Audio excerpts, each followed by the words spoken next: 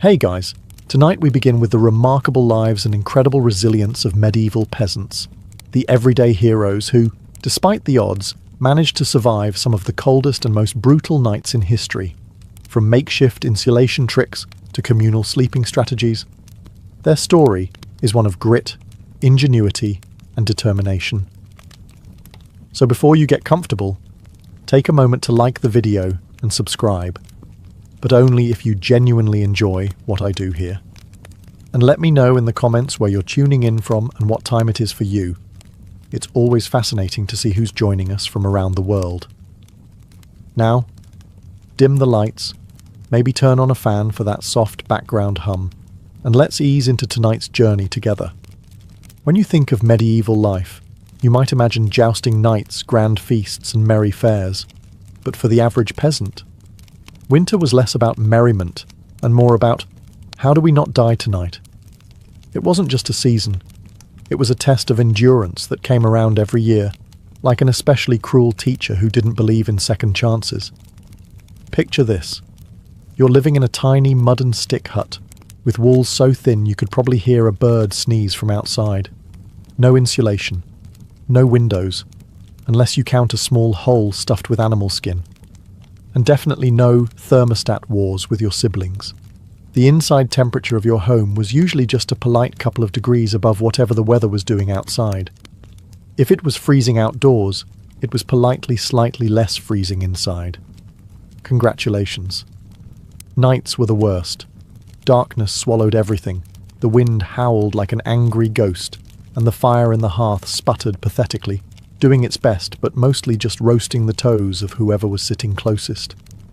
If you were on the other side of the room, sorry, you might as well have been camping outside, with worse snacks.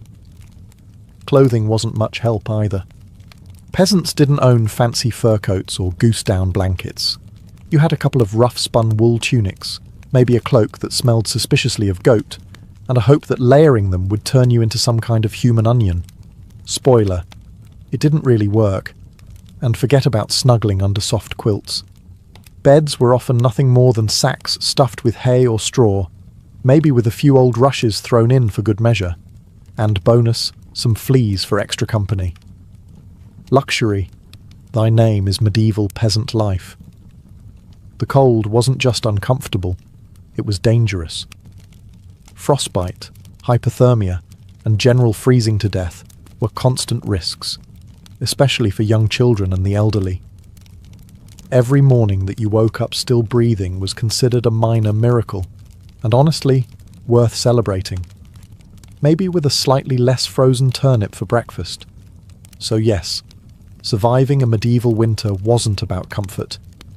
It was about gritting your teeth, piling on every piece of cloth you owned, huddling with your livestock, and praying you didn't wake up with icicles hanging off your eyebrows. And the real adventure? It was just beginning. If you think your apartment is drafty because the window doesn't close properly, medieval peasants would like a word. Their homes weren't just drafty. They were basically very enthusiastic wind tunnels with a roof. Most peasant houses were what historians politely call wattle and daub construction. Translation? Sticks crisscrossed like a giant basket, smeared with a charming mixture of mud, straw, and animal dung. Yes, dung. They weren't trying to be gross. Dung was a cheap, sticky insulator. Plus, it was always readily available, shall we say. These walls, no matter how lovingly smeared, didn't stand much chance against a proper winter storm. The cold wind found every crack, every gap, and gleefully danced its way into the one-room homes, swirling around and making sure you never got too comfortable. Privacy? Absolutely not. Warmth? Not really. Character building? Definitely. And then there were the roofs. Thatched roofs looked picturesque, sure, but after a few months of rain and snow, they sagged, leaked, and occasionally let in the local wildlife. Nothing says pleasant evening like a squirrel dropping onto your dinner. Windows, if they existed at all, were laughably tiny and usually covered with thin animal hides or wooden shutters. Glass was so expensive that even the lord of the manor probably couldn't afford more than a single tiny pane. And peasants. They were just happy if the wind didn't rip the cowhide right off the wall mid-blizzard. To make matters worse, floors were often just compacted dirt. When it rained or snowed heavily, mud seeped up through the ground, so technically you could say they had indoor water features. Not that they appreciated it. In winter, every step inside your own home could feel like trudging across a frozen marsh. Cold from below, cold from above, cold from inside. It was a three-dimensional assault on your body heat. But medieval peasants weren't the type to whine. They packed gaps with moss, jammed old rags into the worst drafts, and huddled close to each other. Human insulation at its finest.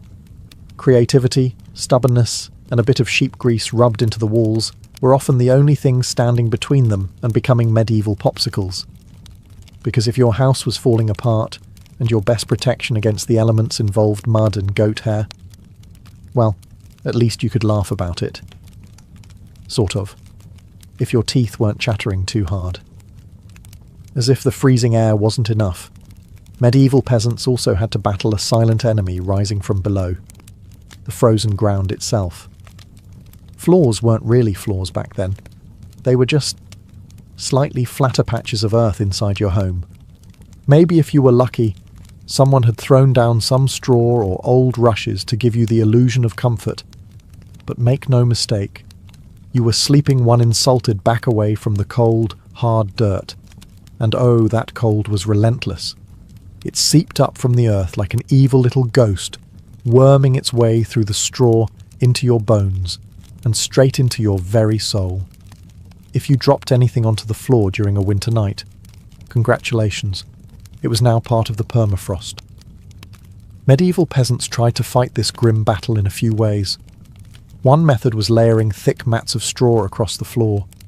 If you could afford it, or more realistically, if you could steal enough of it from your neighbour's field without getting caught, you might have a decent insulating barrier. But straw flattened fast, got mouldy even faster, and added an extra crunchy soundtrack to your already miserable nights. Some homes layered dried rushes onto the dirt instead. Every so often they would throw fresh rushes on top without cleaning out the old ones. Over time, this created a fascinating ecosystem of decomposing plants, fleas, and whatever mystery creatures decided to move in. It was basically medieval carpet padding. If your carpet was alive, slightly damp, and smelled like a wet dog. Beds, for those who had them, didn't solve much. They were usually little more than wooden frames packed with, you guessed it, more straw or hay.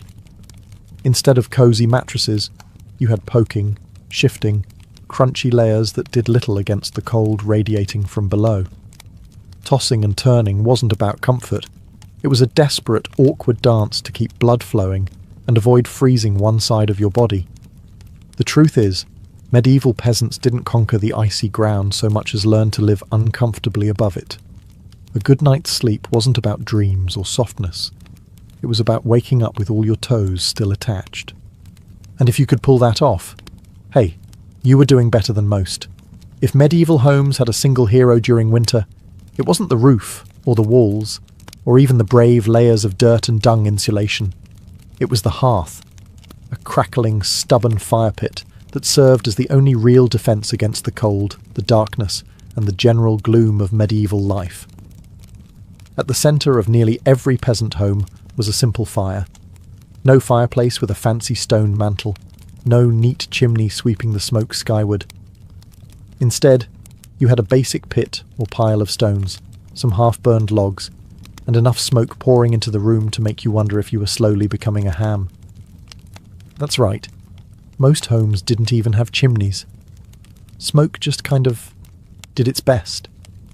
It drifted out through small holes in the roof, cracks in the walls, or right into your lungs if it was feeling lazy that evening. It wasn't ideal for breathing, or your overall lifespan. But on the bright side, it did a great job of fumigating fleas and other unwanted guests. Who needs pest control when you're marinating in smoke 24/7? The hearth wasn't just about warmth either. It was the kitchen, the light source, and sometimes even the medieval version of a television. People sat around the fire telling stories, gossiping, or just staring into the flames because, frankly, there wasn't much else to do after sunset. Keeping the fire alive wasn't just a nice idea, it was mandatory. Letting the fire die out at night was like putting up a sign for the cold to come in and finish you off. Plus, reigniting a fire in winter wasn't as easy as striking a match. You had to work with flint, steel, kindling, and more prayers than you'd ever offered before. Everyone in the family had a duty, stoking the flames, watching the embers, adding peat, sticks, or if you were lucky, a precious piece of dry wood. It was a constant battle between human persistence and the smothering cold that wanted nothing more than to snuff you out. The hearth didn't guarantee survival, but without it, survival was downright impossible. It was a smoky, sputtering, often disappointing little fire. But in a medieval winter, it was the beating heart of hope. If there was one thing medieval peasants feared more than running out of ale, it was letting the fire go out overnight. Without that warm, flickering lifeline, the cold would creep in faster than a tax collector after harvest. And in the dead of winter, restarting a fire from scratch wasn't just inconvenient, it could be deadly. Matches didn't exist yet. Lighters? Dream on. Rekindling a fire meant striking flint and steel together, praying for a single precious spark, and then coddling that spark with tender love and whatever dry kindling you hadn't already burned days ago. Imagine trying to do all this in the freezing dark, half asleep with frozen fingers. Now add a hungry wolf howling in the distance for extra motivation. So peasants got smart. They banked the fire. No, not in a cozy savings account. Banking meant carefully burying the embers under a mound of ash right before bed. The ash acted like a blanket, insulating the glowing coals and keeping them alive, just barely, until morning. If you did it right, you could stroll over at sunrise, poke the pile a little, add fresh wood, and, voila, fire without the frostbite. But if you did it wrong? Well, let's just say mornings got a whole lot colder and a whole lot grumpier. Fire banking was an art, passed down from parent to child like a prized family recipe. Everyone had their own little secrets. Some said use dry ash only, others insisted a bit of dampness was key. Some packed the embers tight, others let them breathe. You could practically start a medieval argument just by suggesting a better fire banking method. It was the ancient version of arguing over barbecue techniques, just with slightly higher survival stakes. Sometimes banking the fire wasn't enough. A howling wind might sneak through a crack and snuff it out anyway, or a clumsy sheep might stumble into the hearth. Yes, it happened. That's why some families took turns getting up in the night to check the coals, basically the medieval equivalent of sleepwalking to the thermostat. In the end, fire banking was less about mastering nature and more about buying just a few more precious hours of warmth.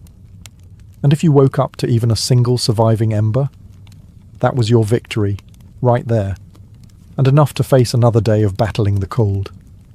In medieval times, the phrase, "the more, the merrier," wasn't just about parties. It was a winter survival tactic. When the fire sputtered and the freezing winds whistled through every crack, there was one surefire source of warmth, each other. And if that meant sleeping cheek to cheek with your entire family, neighbours, livestock, and possibly a very confused goose, so be it. Forget about personal space. Privacy wasn't even a concept. On the coldest nights, the goal wasn't comfort. It was, don't wake up frozen to the floor. Entire households piled into the warmest corner of the house, wrapped in whatever scraps of cloth they could find, and formed what could best be described as a desperate, snoring human lasagna.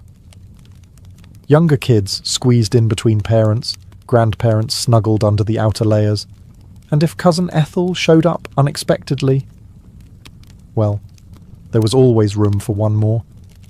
If you were lucky, you got to sleep in the middle, where body heat radiated from all sides.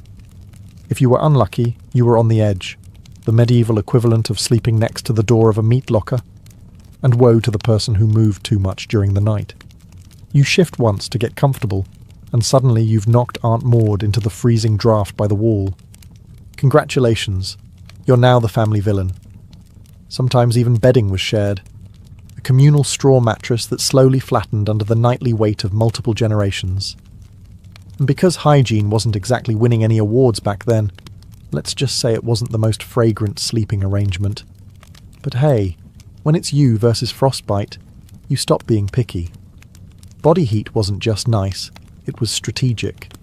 Some medieval guides even recommended deliberately arranging the strongest, warmest people on the outside of the group, like human shields against the cold. Babies and frail elders were tucked deep in the centre, treated like the precious little heat generators they were. This wasn't just about survival, though. Over time, it became part of daily life, part of family bonding. Long winter nights huddled together led to storytelling, singing, and, undoubtedly, some very interesting conversations muffled under a shared wool blanket. So next time your sibling steals your blanket or your dog hogs the bed, just remember, at least you're not fighting for elbow space between a snoring uncle and a particularly judgmental goat. If you thought modern roommates were a challenge, medieval peasants would like to introduce you to their winter housemates: cows, goats, pigs, chickens, basically anything with a pulse and a little bit of body heat. Bringing animals indoors wasn't just a quirky village tradition, it was vital for survival. Livestock generated warmth, and in a poorly insulated hovel where the wind howled louder than your stomach, every little degree mattered. Plus, if your goat shared a wall with you, it was slightly less likely to get stolen by a neighbour in the dead of night. 2 birds, 1 stinky stone. At night, the house became a chaotic living furnace. Chickens nested in corners, pigs snorted near the hearth, and cows lounged luxuriously against the walls, chewing cud like they paid rent. It wasn't glamorous, far from it. If you've ever been stuck in a car on a summer road trip with someone who forgot to shower, imagine that. But it's a cow, it's winter, and there's literally nowhere else to go. The smells? Legendary. By springtime, the perfume of a shared winter was something fierce. You didn't need to light a candle. Your nostrils were already on a wild ride. But medieval peasants developed a selective nose. They didn't complain much because they knew one uncomfortable truth. The more animals inside, the fewer frozen toes in the morning. Certain animals even had prime spots. Cows, being the biggest and warmest, usually took centre stage near the family. Goats were allowed closer in for their warmth, and because goats, being goats, would find a way inside anyway. Chickens roosted in rafters or old baskets, and pigs, well, pigs didn't care. They plopped down wherever they pleased, probably right in the middle of the floor. Of course, sharing your bedroom with livestock wasn't without hazards. Imagine drifting off peacefully, only to be rudely awakened by a chicken deciding your hair makes a good perch, or stepping barefoot into something suspicious. First thing in the morning. Yes, medieval mornings could be full of surprises. Still, despite the noise, the smells, and the occasional hoof to the ribs, peasants understood the simple math. Cold kills, and cows cuddle, whether they want to or not. In the battle against winter's icy fingers, a warm, slightly slobbery cow breath was often the deciding factor between life and death. In medieval winters, fashion wasn't about looking good, it was about not dying. Peasants weren't flipping through the latest trends, they were layering up like they were preparing for battle against the Grim Reaper himself. The rule was simple. If you owned it, you wore it. Sometimes, all at once. First, the basic undertunic, a scratchy, probably not too clean linen shirt. Over that, a thicker woolen tunic, then another, if you had it. Add some leggings that sagged at the knees, a rough cloak draped over your shoulders, and, if you were really lucky, a patched-up sheepskin thrown on top like a prize trophy. Congratulations, you are now approximately 10% warmer and 90% itchier. Boots were a luxury. Many peasants wrapped their feet in layers of cloth or old rags and stuffed them into wooden clogs. If the cold still bit through, well, you just added another rag and hoped you didn't lose a toe. and forget about washing all these layers. Washing your clothes in the middle of winter meant dragging them to a frozen stream, smashing through the ice, and then waiting 2 days for your only shirt to dry. If it didn't just freeze into a tragic shirt cycle. Most peasants wisely decided that smelling like a mix of smoke, sweat, and sheep was a small price to pay for not freezing solid. Interestingly, the dirt and grease buildup had a bonus feature: insulation. That grimy layer locked in body heat. It was like a medieval Gore-Tex jacket, just smellier and far less socially acceptable today. Hats, scarves, and gloves were prized treasures. A simple woolen cap could mean the difference between making it through the night or waking up with hair frozen to the wall. Gloves were often homemade from whatever scraps of leather or fabric people could scrounge, sometimes looking more like sad puppet costumes than anything fashionable. Children were especially swaddled until they resembled overstuffed turnips, waddling awkwardly around the house. The goal was to trap as much precious body heat as possible. Style? Elegance? Never heard of them. Warmth was the real medieval flex. So, the next time you complain about layering up for a chilly day, just remember, medieval peasants walked around wearing half their wardrobe at once, looking like lumpy laundry bags, and counting themselves lucky for it. In the medieval peasant playbook, dirt wasn't just something you scrubbed off. It was practically a survival tool. As it turns out, getting grimy wasn't a sign you'd given up on life. It was tactical, strategic, dare we say, genius. See, winter posed a very specific problem: heat loss. Clean clothes, especially freshly laundered linen, were surprisingly terrible at keeping you warm. They were breathable, sure, but when the air temperature hovered somewhere between hypothermia and instant regret, breathable wasn't exactly a selling point. That's where dirt came in. As peasants trudged through day after day without washing their clothing, layers of grime, natural body oils, and good old-fashioned mud began to build up on their tunics, cloaks, and leggings.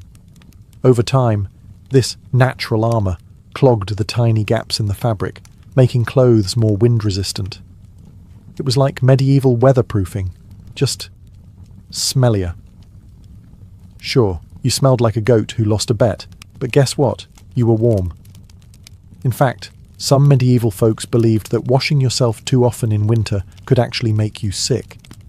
Better to keep that protective, holy filth barrier intact.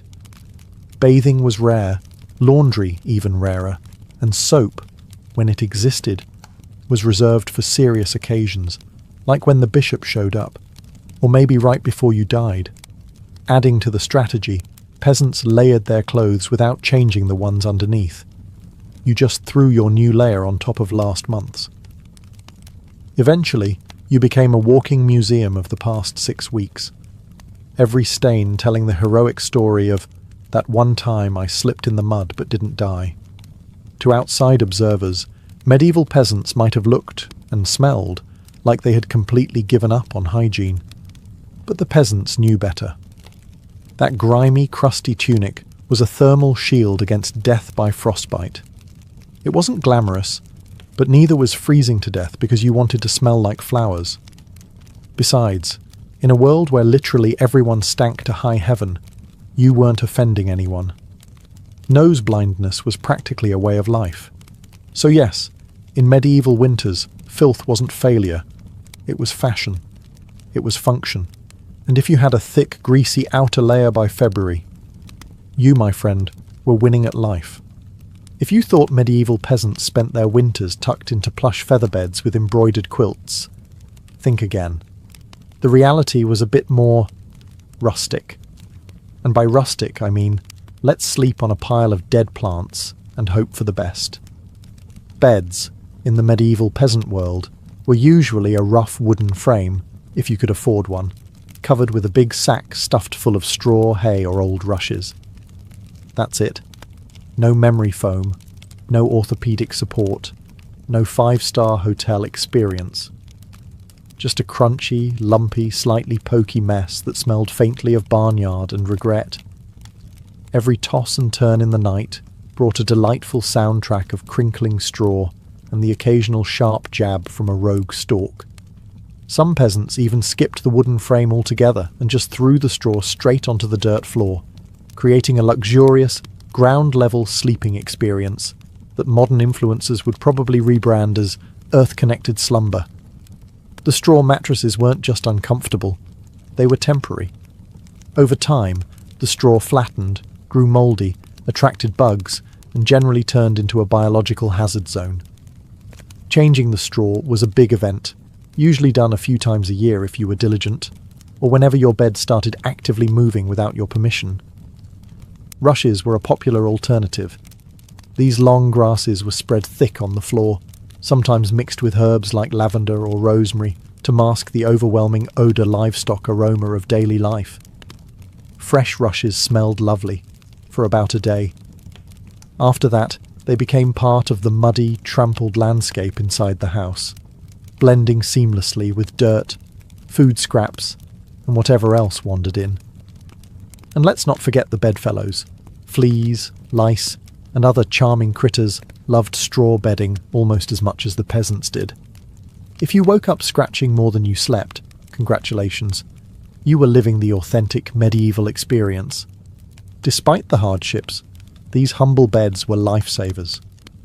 Piles of straw provided a crucial insulating layer against the frozen earth, and clumping together atop them created pockets of shared body heat, medieval central heating at its finest. So, next time you sink into your soft, supportive mattress, just remember, somewhere out there, a medieval peasant is looking down at you from history, grinning through a mouthful of missing teeth and saying, "Must be nice." When you live in a house made of sticks, mud, and optimism, you quickly learn that winter breezes aren't just a nuisance, they're personal attacks. Medieval peasants didn't just fight the cold from the outside, they fought it from inside their own homes, armed with nothing but whatever they could cram into the cracks. And trust me, there were a lot of cracks. Walls warped, mud crumbled, thatch sagged. The cold seemed to find new places to sneak in every night, like a mischievous poltergeist with a grudge. Sealing up the house became an art form. Peasants stuffed gaps with moss, straw, scraps of old cloth, bundles of dry grass, and sometimes even animal hair. If it was soft, squishy, or vaguely insulating, it was jammed into a hole somewhere. Some particularly determined souls daubed extra layers of mud and dung over the outside of their walls as an annual winter project. Imagine standing there in freezing weather, slapping cold manure onto your own house while muttering, "This is fine, this is luxury." Because in a way, it was. Roof leaks were another battlefield. Thatch, while cheap and plentiful, wasn't exactly waterproof, especially after a few seasons of rain and snow. Peasants would plug holes in the roof with spare bits of cloth, bundles of reeds, or, in moments of true desperation, chunks of turf stolen from the nearest field.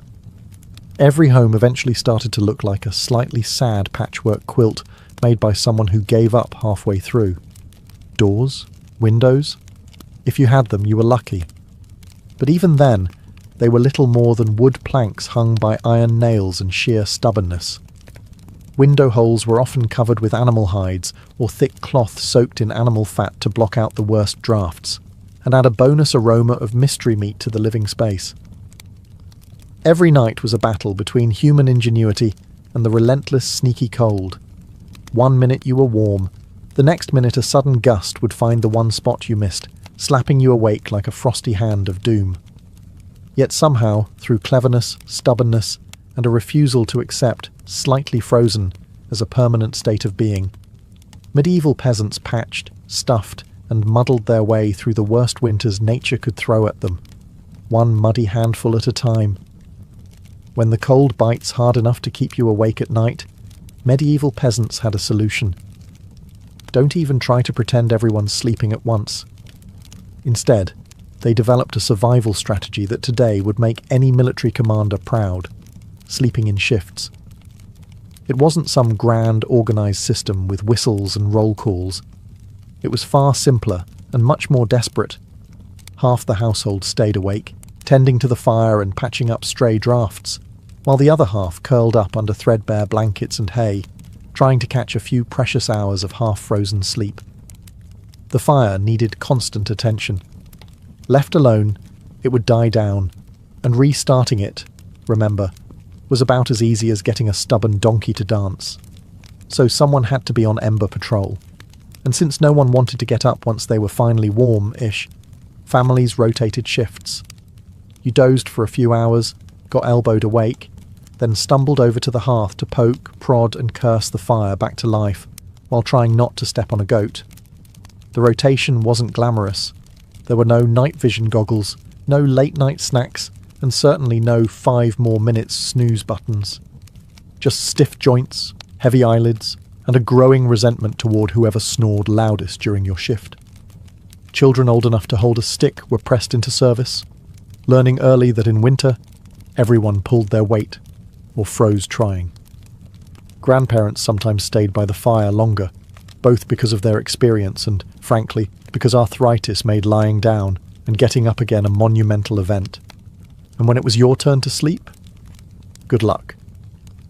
With people moving about, animals rustling, wind battering the walls, and the occasional sharp nudge from a sibling who, accidentally, rolled over too hard, getting quality rest was a miracle. Yet despite the exhaustion, the system worked. Sleeping in shifts meant that there was always a set of eyes, and cold, begrudging hands, ready to keep the hearth alive. The embers survived, and by extension, so did the family. So next time you grumble about waking up to adjust the thermostat or let the cat out, spare a thought for the medieval peasant, squinting into a smoking fire at 3 a.m, wondering if toes were really that important after all. You know it's cold when you have to think about how you breathe just to stay alive. Medieval peasants didn't just battle the freezing air with cloaks, fires, and creative sleeping arrangements. They even adjusted the way they inhaled and exhaled to survive the night. The problem was simple. Deep, open-mouthed breathing pulled icy air straight into your lungs. In a world where pneumonia could kill you faster than you could say, "Hail Mary," that was a risk nobody wanted to take.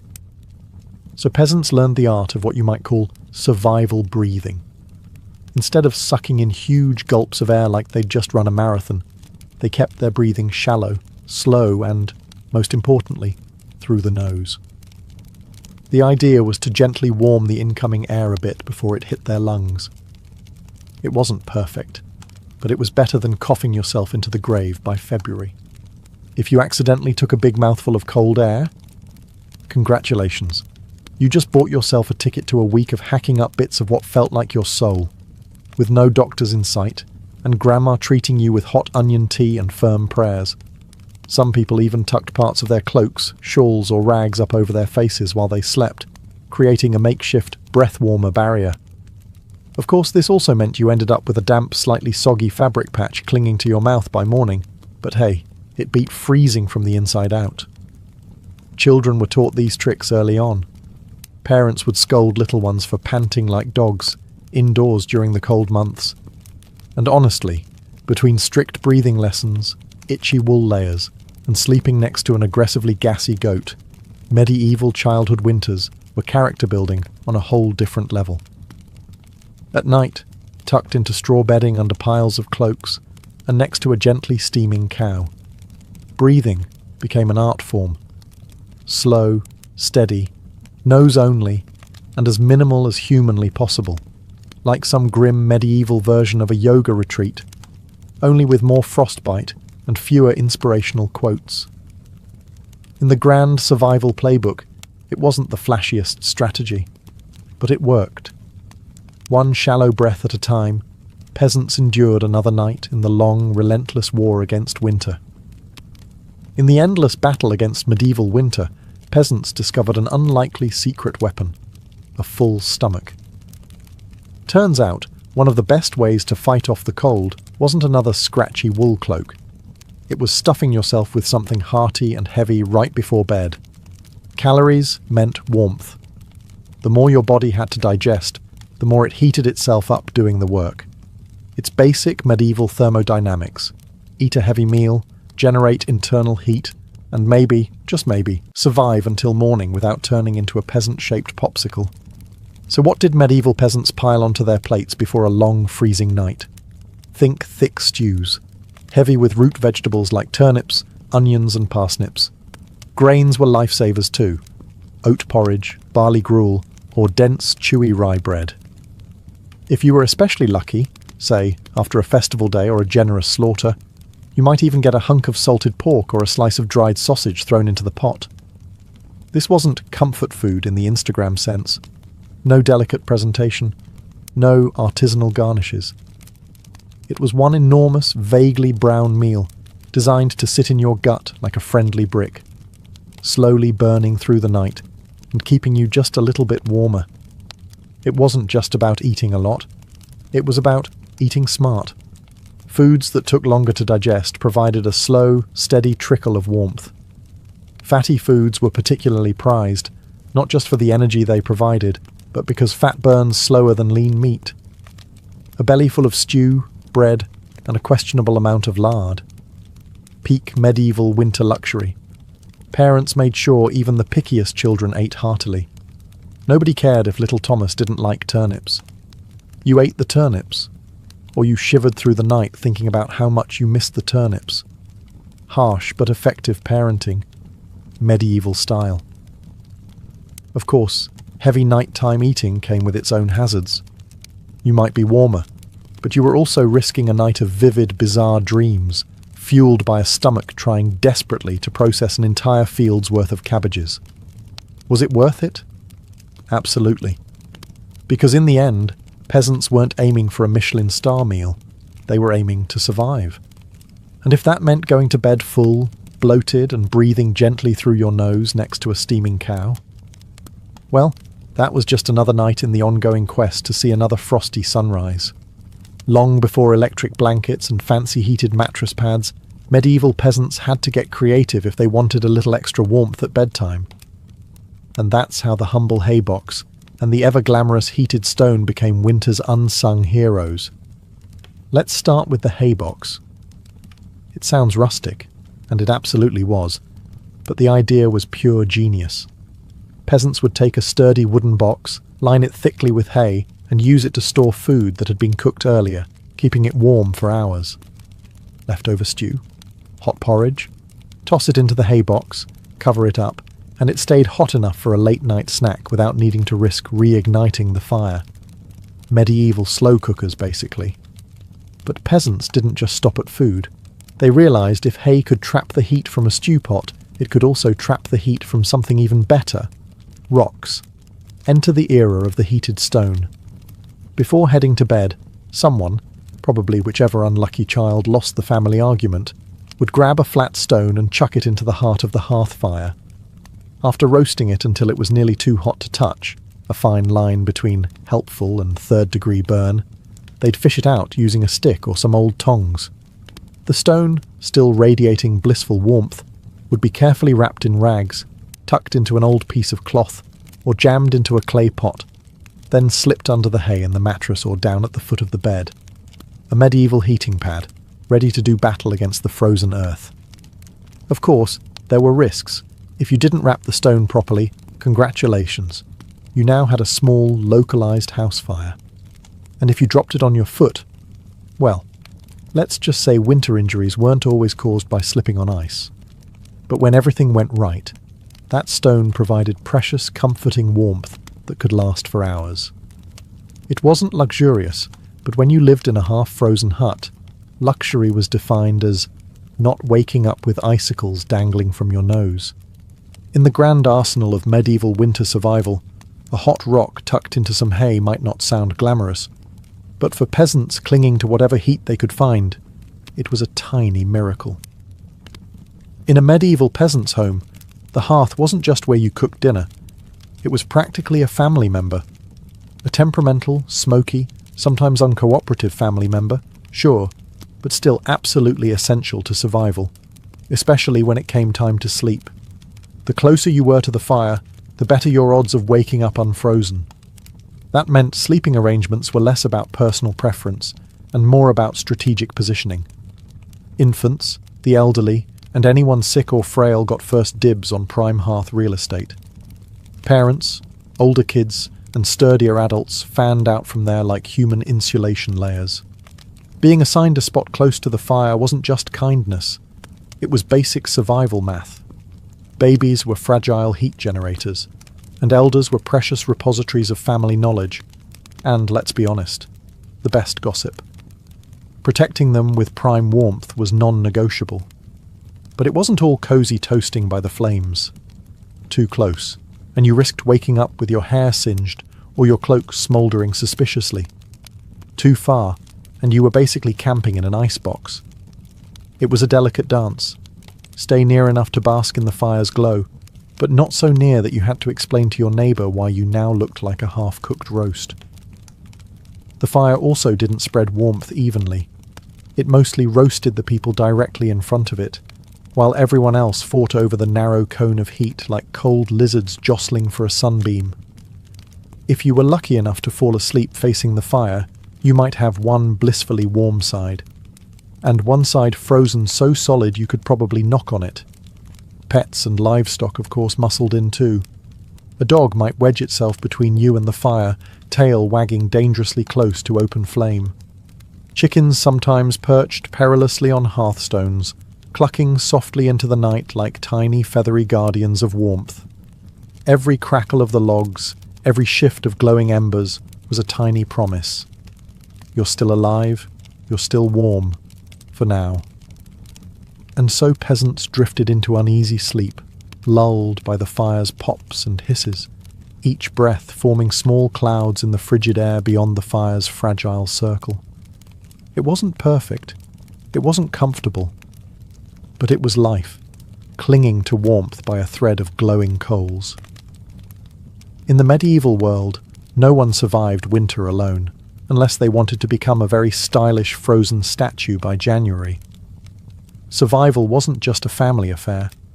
It was a village project, a messy, muddy, loud collaboration where everyone's warmth and life depended on everyone else. The peasants knew that in the dead of winter, a strong fire and a pile of hay could only do so much. If your neighbour's house went dark, you noticed. If the smoke from old Tom's hearth suddenly stopped curling into the sky, someone went to check. And not just because Tom owed you a chicken, though that might be part of it, but because community meant survival. Villages had unofficial winter watchers, often the young or the elderly, who couldn't work the fields, but could keep an eye on who was coughing too hard, who hadn't come to barter at the market in a few days, or whose home looked a little too still in the morning frost. These people were the medieval version of neighbourhood patrol, minus the reflective vests, plus a lot more sheep. If a family's fire went out, it was a near emergency. A good neighbour would rush over with a glowing coal bundled in rags, or better yet, invite them into their own smoky, overcrowded hut for the night. Yes, it meant squeezing an extra 4 bodies into an already cramped space, but it was better than finding frozen friends come spring thaw. Communal food stores played a role too.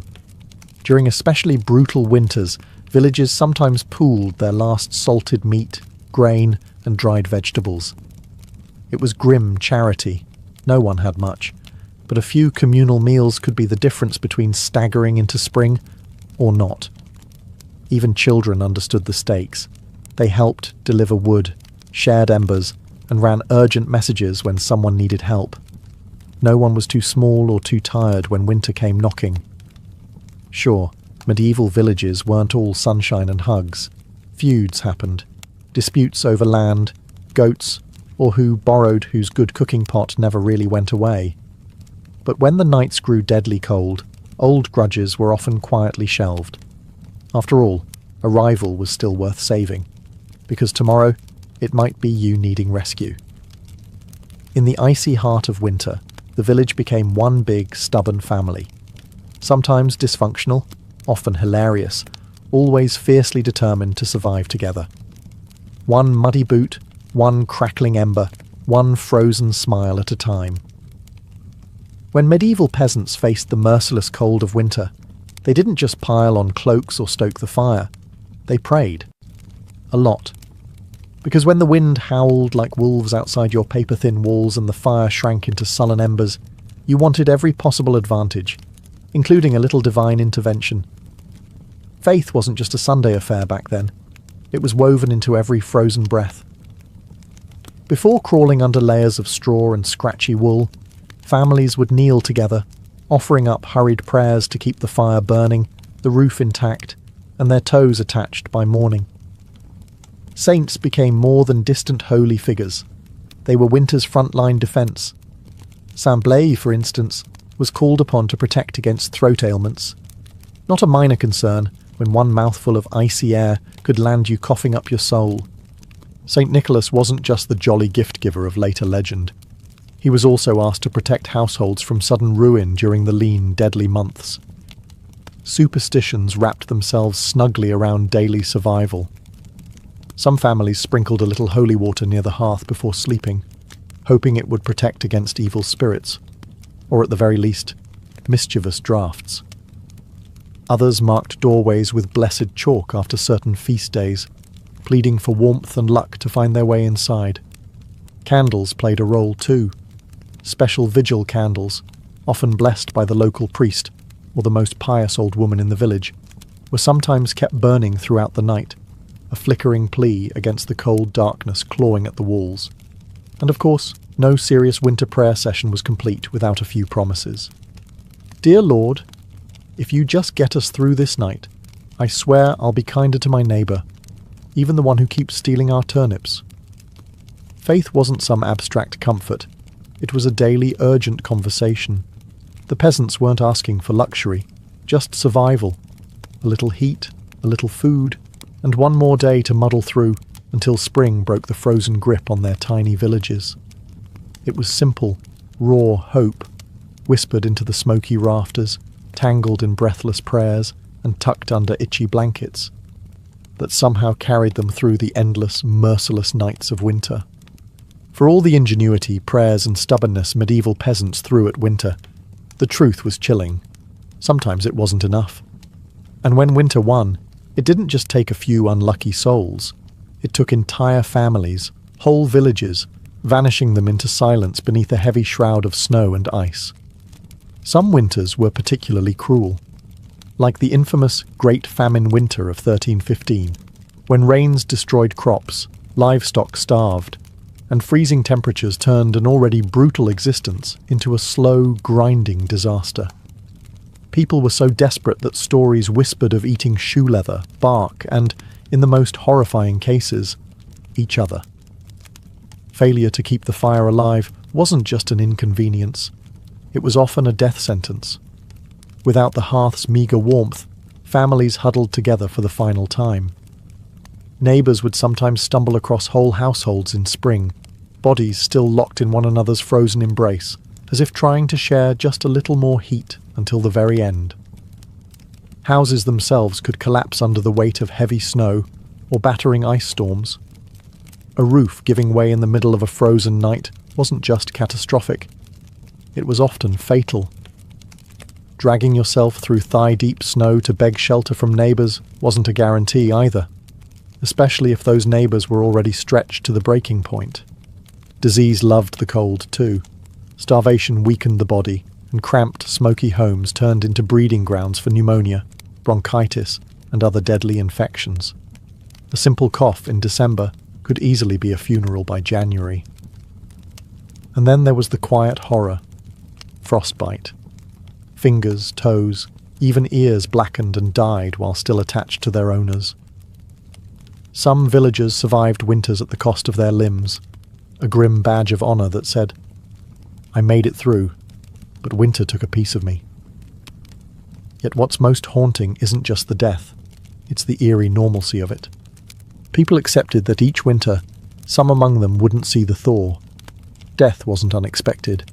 It was just another neighbour at the door, wrapped in frost, waiting its turn. Even amid the bitter cold and constant threat, medieval peasants pressed on, stubborn, grieving, clinging to life. Because as long as there was one ember left in the hearth, one breath hanging in the frozen air, there was still a fight worth fighting. When we look back at medieval peasants, those muddy, frost-bitten survivors of endless winters. It's tempting to see only their hardships, the cracked hands, the frozen toes, the smoke-choked huts. But buried beneath all that struggle is something far more powerful, a legacy of raw, stubborn ingenuity and unbreakable endurance. They didn't have central heating, thermal jackets, or cozy memory foam mattresses. They didn't even have the luxury of assuming they'd survive until spring. But what they did have, and what they left behind, was the blueprint for resilience. Every hay-stuffed mattress, every hand-banked fire, every moss-crammed wall gap was a testament to human creativity under pressure. Faced with impossible odds, they didn't collapse in despair. They adapted. They learned from the land, from each other, and from the bitter lessons carved by each brutal winter. Their communities were built on more than shared land. They were built on shared survival. They taught each other to watch over the sick, to pool resources when food ran low, to trust that helping a freezing neighbour today meant someone might help you tomorrow. They lived by the understanding that no one beats winter alone. Their faith, too, was a kind of endurance. They wove prayers into their daily lives, not just out of fear, but out of hope. Fragile, stubborn hope that tomorrow might be a little warmer, a little brighter. Hope that after 100 dark nights, spring would come again, and life would find a way to push through the frozen ground. And somehow, it did. Because of their sacrifices, because of their unglamorous victories, surviving one more night, one more storm, future generations thrived. Bit by frozen bit, they pushed humanity forward, enduring winters their ancestors could barely survive, until warmth and comfort became common expectations instead of distant dreams. Their blood, sweat, and ingenuity are stitched invisibly into the lives we live now. Every cozy blanket, every warm house, every lazy winter evening spent sipping tea under soft lights. All of it is the end result of countless medieval peasants refusing to give in to the cold. So the next time the wind howls outside your double-paned window, maybe spare a thought for them. The nameless, fearless ones who turned shivering survival into a living legacy. One ember, one breath, one stubborn heartbeat at a time. Anne Boleyn didn't come into the world with a crown on her head or armies at her feet. Born around 1501, likely at Blickling Hall or Hever Castle, she was the daughter of Thomas Boleyn, an ambitious diplomat, and Elizabeth Howard, a noblewoman with powerful family ties. In the grand scheme of Tudor society, Anne's birth barely stirred a ripple. Yet from these modest beginnings, something extraordinary was taking root, a life that would one day tilt the course of English history. From an early age, Anne was set apart not by her wealth, but by her mind. She was clever, spirited, and, by all accounts, magnetic. Recognizing her potential, her family sent her abroad to the continent, where her education truly began. First, she served Margaret of Austria in the glittering court of the Netherlands, an experience few English girls could dream of. There, Anne absorbed the art of diplomacy, refined manners, and the subtle dance of European politics. But it was in France that Anne's brilliance was truly polished. She spent years in the sophisticated courts of Queen Claude and Queen Marguerite of Navarre, learning the language of influence, elegance, flirtation, wit. While other young women perfected their embroidery, Anne mastered conversation, intrigue, and the art of commanding attention without ever seeming to seek it.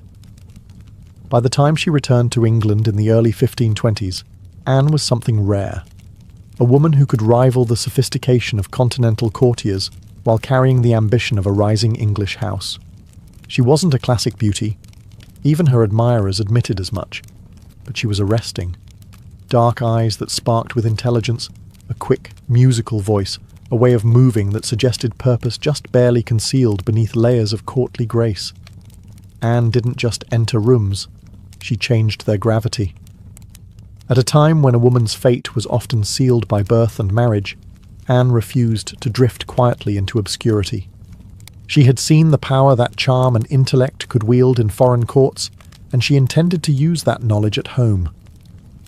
Anne Boleyn was still a young woman then, clever, ambitious, untested. But history was already beginning to stir around her. The girl who returned to England was no longer just Thomas Boleyn's daughter. She was a player in a larger game, one that would soon engulf the crown itself. When Anne Boleyn returned to the English court, she was unlike anyone the nobility had ever seen. In a world full of pale-faced, modest English roses, Anne was a thunderstorm, electric, unpredictable, impossible to ignore. Her dark hair, bold eyes, and quick, sharp wit set her apart from the gentle, obedient ladies who filled the court of King Henry VIII. At first, she played the role expected of her, a maid of honour to Queen Catherine of Aragon. But even in the Queen's shadow, Anne's presence flickered like a candle too bright to snuff out. She danced gracefully, spoke French with the ease of a native, and laughed with a confidence few women dared display. Men noticed. Women gossiped. The court buzzed quietly about the striking Boleyn girl. It wasn't long before she caught the most dangerous attention of all, the king himself. Henry VIII was no stranger to flirtation. His court was a playground of whispered promises and secret liaisons. But Anne was different. She didn't swoon at his compliments or fall eagerly into his arms like so many others had. She teased. She challenged. She refused. Henry, a man used to instant adoration, was captivated. The more Anne held him at arm's length, the deeper he fell. Letters passed between them, filled with declarations of love, frustration, longing. Henry offered her the role of royal mistress, the most powerful unofficial position at court. Anne, astonishingly, said no. She would not be just another conquest, a forgotten mistress lost to time. If Henry wanted her, he would have to make her his wife. It was a gamble so audacious that it stunned the court. After all, the king was already married. His queen, Catherine, was beloved by the people and fiercely protected by her nephew, the Holy Roman Emperor. The church itself would have to be defied for Henry to claim Anne. But Anne didn't flinch. She had lived in the courts of Europe, where queens wielded soft power from behind lace fans and painted smiles. She knew ambition was a dangerous game, but it was a game she intended to win. Standing in the candlelit halls of the English court, Anne Boleyn made her choice, not to be merely admired, but to change her destiny, and England's, forever. What began as an intense flirtation between King Henry VIII and Anne Boleyn soon spiraled into a national crisis. Henry wasn't merely besotted, he was obsessed. And in his obsession, he was willing to tear apart everything England had known for centuries. The king's desire to marry Anne hit a small snag, namely, he was already married to Queen Catherine of Aragon. Catherine, dignified and resilient, refused to quietly step aside. She had been Henry's faithful wife for 2 decades, and in the eyes of God and the English people, she was the rightful queen. Divorce wasn't just scandalous, it was almost unthinkable. But Henry was determined. He convinced himself, and tried to convince everyone else, that his marriage to Catherine was cursed because she had once been married to his brother, Arthur. Never mind that the Pope had granted special permission for their union years ago. Henry now insisted that his soul was damned unless he annulled the marriage. Anne, for her part, knew better than to appear too eager. She kept herself just out of reach, alternately encouraging Henry's hopes and maintaining her distance. Every glance, every word was measured. She wasn't merely aiming for marriage, she was positioning herself to become Queen of England. The court erupted into whispers and factions. Some noble families eagerly courted Anne's favour, seeing the winds of power shifting. Others clung fiercely to Queen Catherine, horrified at the idea of Anne replacing her. Diplomats wrote desperate letters back to Rome. Foreign monarchs threatened retaliation. Henry's own advisers shifted uneasily, sensing the ground trembling beneath their feet. As months turned into years, Henry's frustration grew. He bombarded the Pope with petitions, manoeuvred his lawyers into finding loopholes, and slowly began to realise that the church would not bend easily. Catherine had powerful allies, including her nephew, Emperor Charles V, the most powerful man in Europe. Still, Henry pressed on, defying advice, tradition, and increasingly, the law itself. His courtship with Anne had become something far greater than personal desire. It was now a challenge to the very structure of England's political and religious life. Anne wasn't just capturing a king's heart. She was dragging an entire kingdom into uncharted waters. A dangerous game had begun, and there could be no turning back. After nearly 7 agonising years of manoeuvring, scandal and diplomatic chaos, Anne Boleyn's gamble paid off.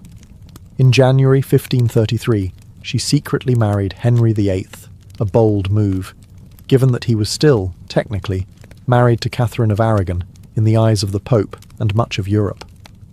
By June, Anne was crowned Queen of England in a lavish ceremony at Westminster Abbey. It should have been the crowning moment of her life, but the atmosphere was far from universally joyful. The people of London watched with wary eyes. Some cheered, others muttered prayers for Queen Catherine. Many wondered if this new queen, with her French manners and daring spirit, was a blessing or a curse. Anne entered her queenship not as a beloved figure, but as a storm. Unlike Catherine, who embodied traditional English values of humility and piety, Anne was dazzling, provocative, and politically savvy. She wore bold colours, commanded the court with sharp intelligence, and made powerful enemies with breathtaking speed. Her position, while seemingly secure, was also terrifyingly precarious. Everything rested on one thing: providing Henry with a male heir. Anne knew this as keenly as anyone. She was not merely Henry's lover anymore, she was the hope of a dynasty. Early in her pregnancy, Anne and Henry were elated, certain the child would be a boy. But in September 1533, Anne gave birth to a daughter, Elizabeth. To Anne's credit, she masked her crushing disappointment with grace, insisting the next child would surely be a son. Henry, however, was less composed. His eyes, once full of adoration, now flickered with doubt. Still, for a time, Anne's star burned brightly. She reshaped the English court in her image, elevating her family to unprecedented heights and becoming the first queen in English history crowned with the sacred oil usually reserved for kings. Her influence was vast. Foreign ambassadors sought her favour. Courtiers reshuffled alliances to be in her good graces. The once obedient Henry began moving England officially away from Rome, creating the Church of England with himself at its head, all so that Anne's crown could not be questioned. Yet even in her triumph, dark clouds gathered. Friends whispered behind their hands, rivals circled, waiting, and Henry, fickle and restless, was already beginning to look beyond the brilliant woman who had rewritten the kingdom for him. Anne had won the throne, but keeping it would demand more than charm, ambition, or even love.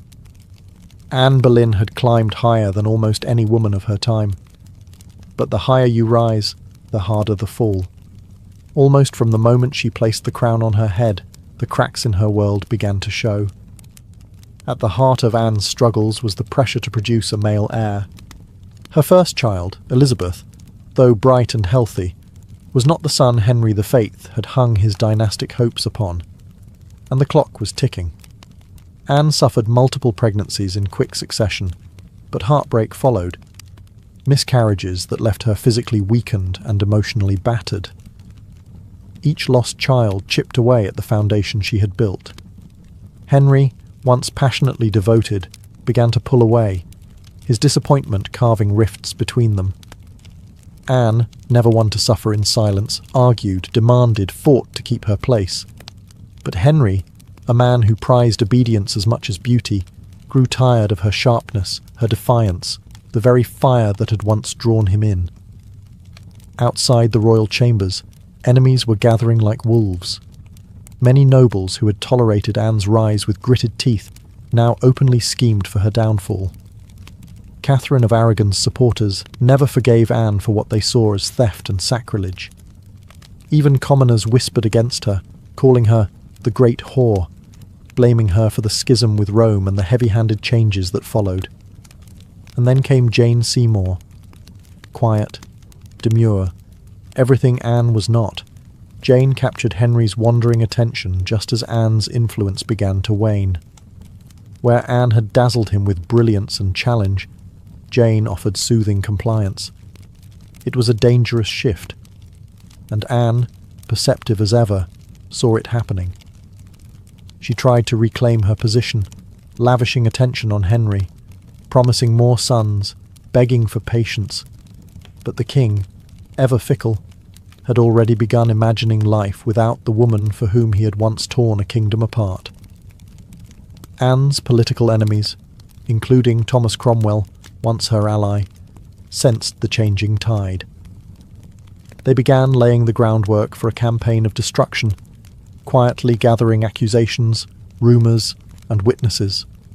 The woman who had played the dangerous game of ambition so masterfully was now losing ground. Anne had won her crown through cunning and courage. But in the brutal, shifting world of Henry's court, past victories meant little. Only fresh success mattered, and Anne's enemies were sharpening their knives. The queen who had shattered a kingdom would soon see how quickly a kingdom could shatter her. Anne Boleyn's enemies didn't attack her with armies or swords. They came with whispers, secrets, and carefully sharpened lies. In the back rooms of court, betrayal was brewing. Silent, patient, deadly. Thomas Cromwell, once Anne's greatest ally in the English Reformation, had turned against her. Their alliance had been built on mutual ambition, but now their interests clashed. Anne wanted reforms to help the poor and limit the power of greedy nobles. Cromwell wanted stability, favour with Henry, and no interference. Anne's boldness had made her dangerous. And in Henry's fickle heart, love had curdled into irritation, suspicion, and cold detachment. Anne had few true friends left. Even her charm, once her greatest weapon, now grated against the court's hunger for a gentler, more pliable queen. And Jane Seymour, quiet and calculating, waited just out of sight, the perfect contrast to Anne's fading fire. It was Cromwell who moved first. Knowing Henry was restless, knowing that the king wanted an exit but lacked a convenient excuse, Cromwell offered a solution. What if Anne could be removed, not by divorce, which would humiliate Henry, but by disgrace? The accusations were wild, monstrous even. Adultery, incest, conspiracy against the king. Anne, the proud, brilliant queen, painted as a betrayer, a temptress, a threat to the very crown she once redefined. Cromwell carefully gathered evidence, coaxing confessions under torture, twisting courtly flirtations into damning testimony. Several men, including Anne's own brother, George Boleyn, were arrested. The charges made little sense. They were riddled with contradictions and impossibilities. But in Henry's court, truth was whatever the king needed it to be. Anne, sensing the tightening noose, fought desperately. She appealed to Henry's memory, to the love they had once shared. But it was no use. The man who had once torn England apart for her now refused to meet her eyes. In May 1536, Anne was arrested and taken to the Tower of London. As the great gate slammed shut behind her, she knew the truth. She was no longer a queen. She was a prisoner, a pawn trapped in the brutal game she had once played so masterfully. Betrayal had sealed her fate. And now, alone in the tower, Anne Boleyn waited for the final move. Anne Boleyn stood in the great hall of the Tower of London, facing a tribunal of nobles, many of whom owed their very titles and fortunes to her rise. Now, they sat in judgment, cold and watchful, prepared to erase the woman who had once changed the destiny of England. The charges against her were shocking. Adultery with multiple men, including her own brother, George Boleyn. High treason. Conspiracy against the king. In another world, such accusations against a queen would have been unthinkable. But here, now, they were simply theatre. A grim performance designed to give Henry VIII exactly what he wanted. Anne's downfall wrapped in a thin veil of legality. Anne defended herself with the same fire that had once won Henry's heart. She denied every accusation with intelligence, precision, and an unwavering composure that astonished even her enemies. She reminded them that she had been crowned with sacred oil, chosen by God, and anointed as Queen of England. She reminded them of her loyalty, her sacrifices, her love. But it was all for nothing. The verdict had been decided long before Anne set foot in the courtroom. The trial was a spectacle for the court and for the people, a public unmaking of a once unbreakable woman. Witness after witness, many coerced or bribed, spoke damning words. Dates and places contradicted each other. Evidence was flimsy when it existed at all. But the truth was irrelevant now. Anne was found guilty. Her brother George and the other men accused with her were sentenced to death as well.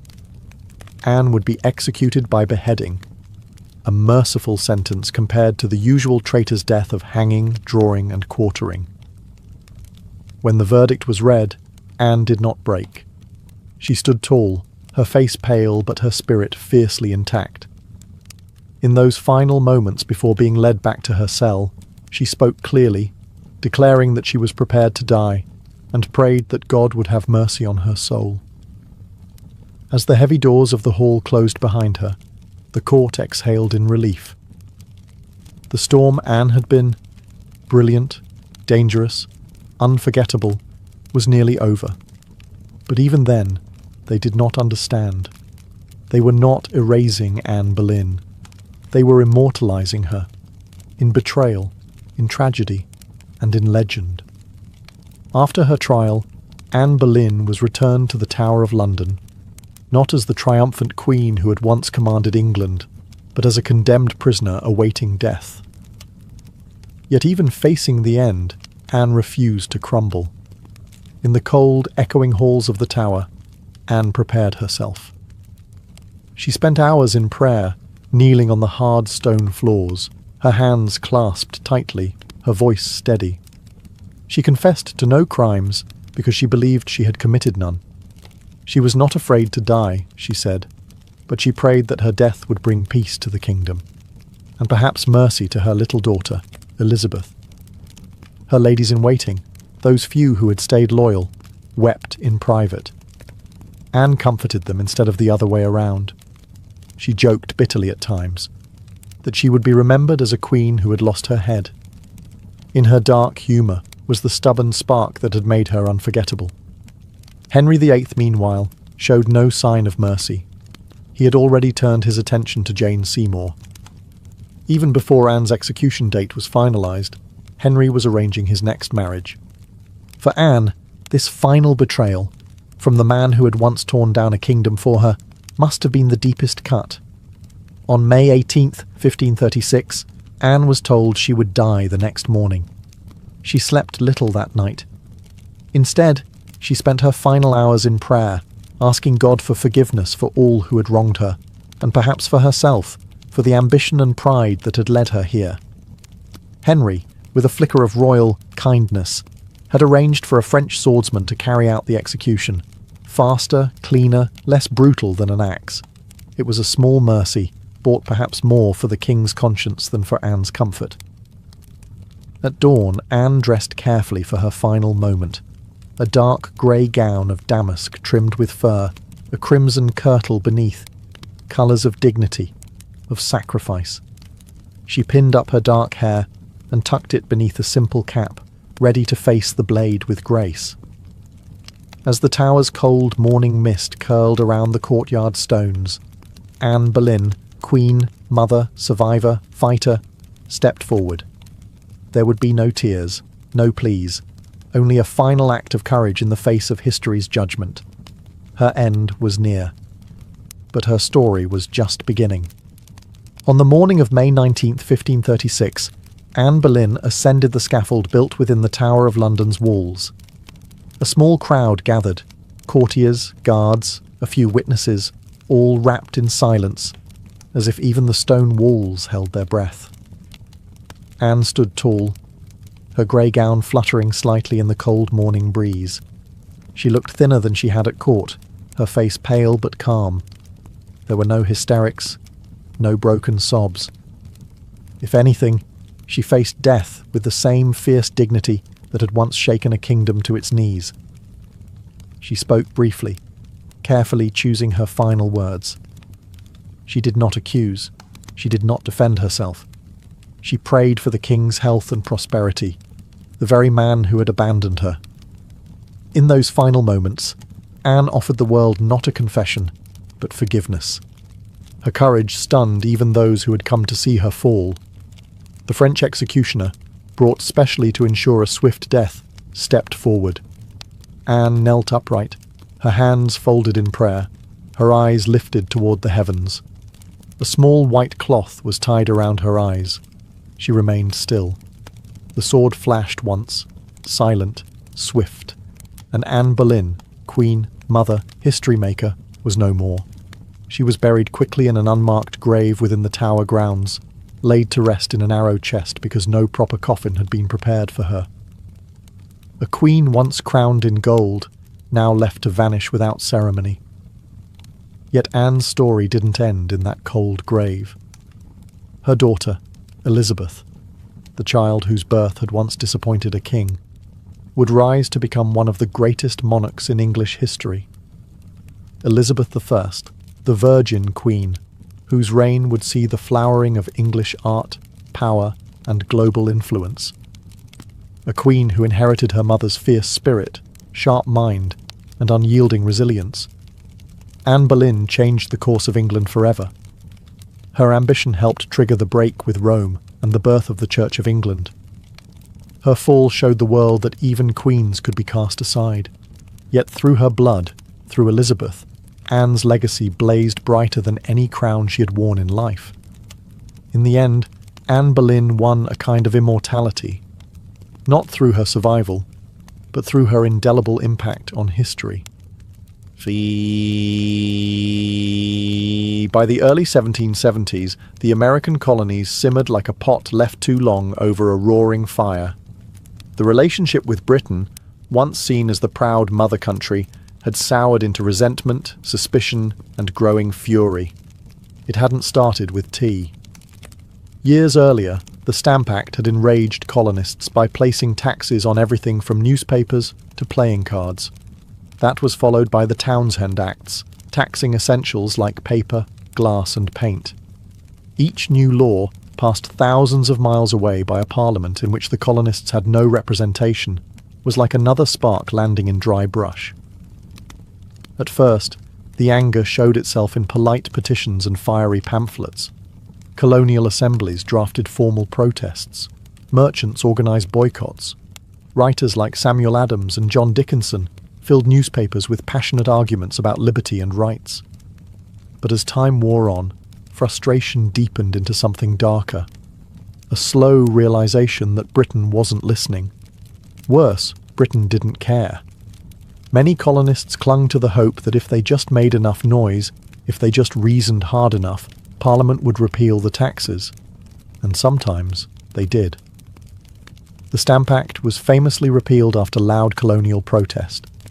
But every small victory was followed by new legislation, new taxes, new insults. It wasn't about the money. It never really was. The taxes themselves were modest by British standards. What infuriated the colonists was the principle. They were being taxed without consent, treated as subjects rather than citizens, ruled like distant possessions rather than partners. Boston, more than any other city, became the beating heart of resistance. The Sons of Liberty, a secretive, fiery group of patriots, grew louder and bolder. In 1770, tensions exploded into violence when British soldiers fired on unarmed civilians in what became known as the Boston Massacre.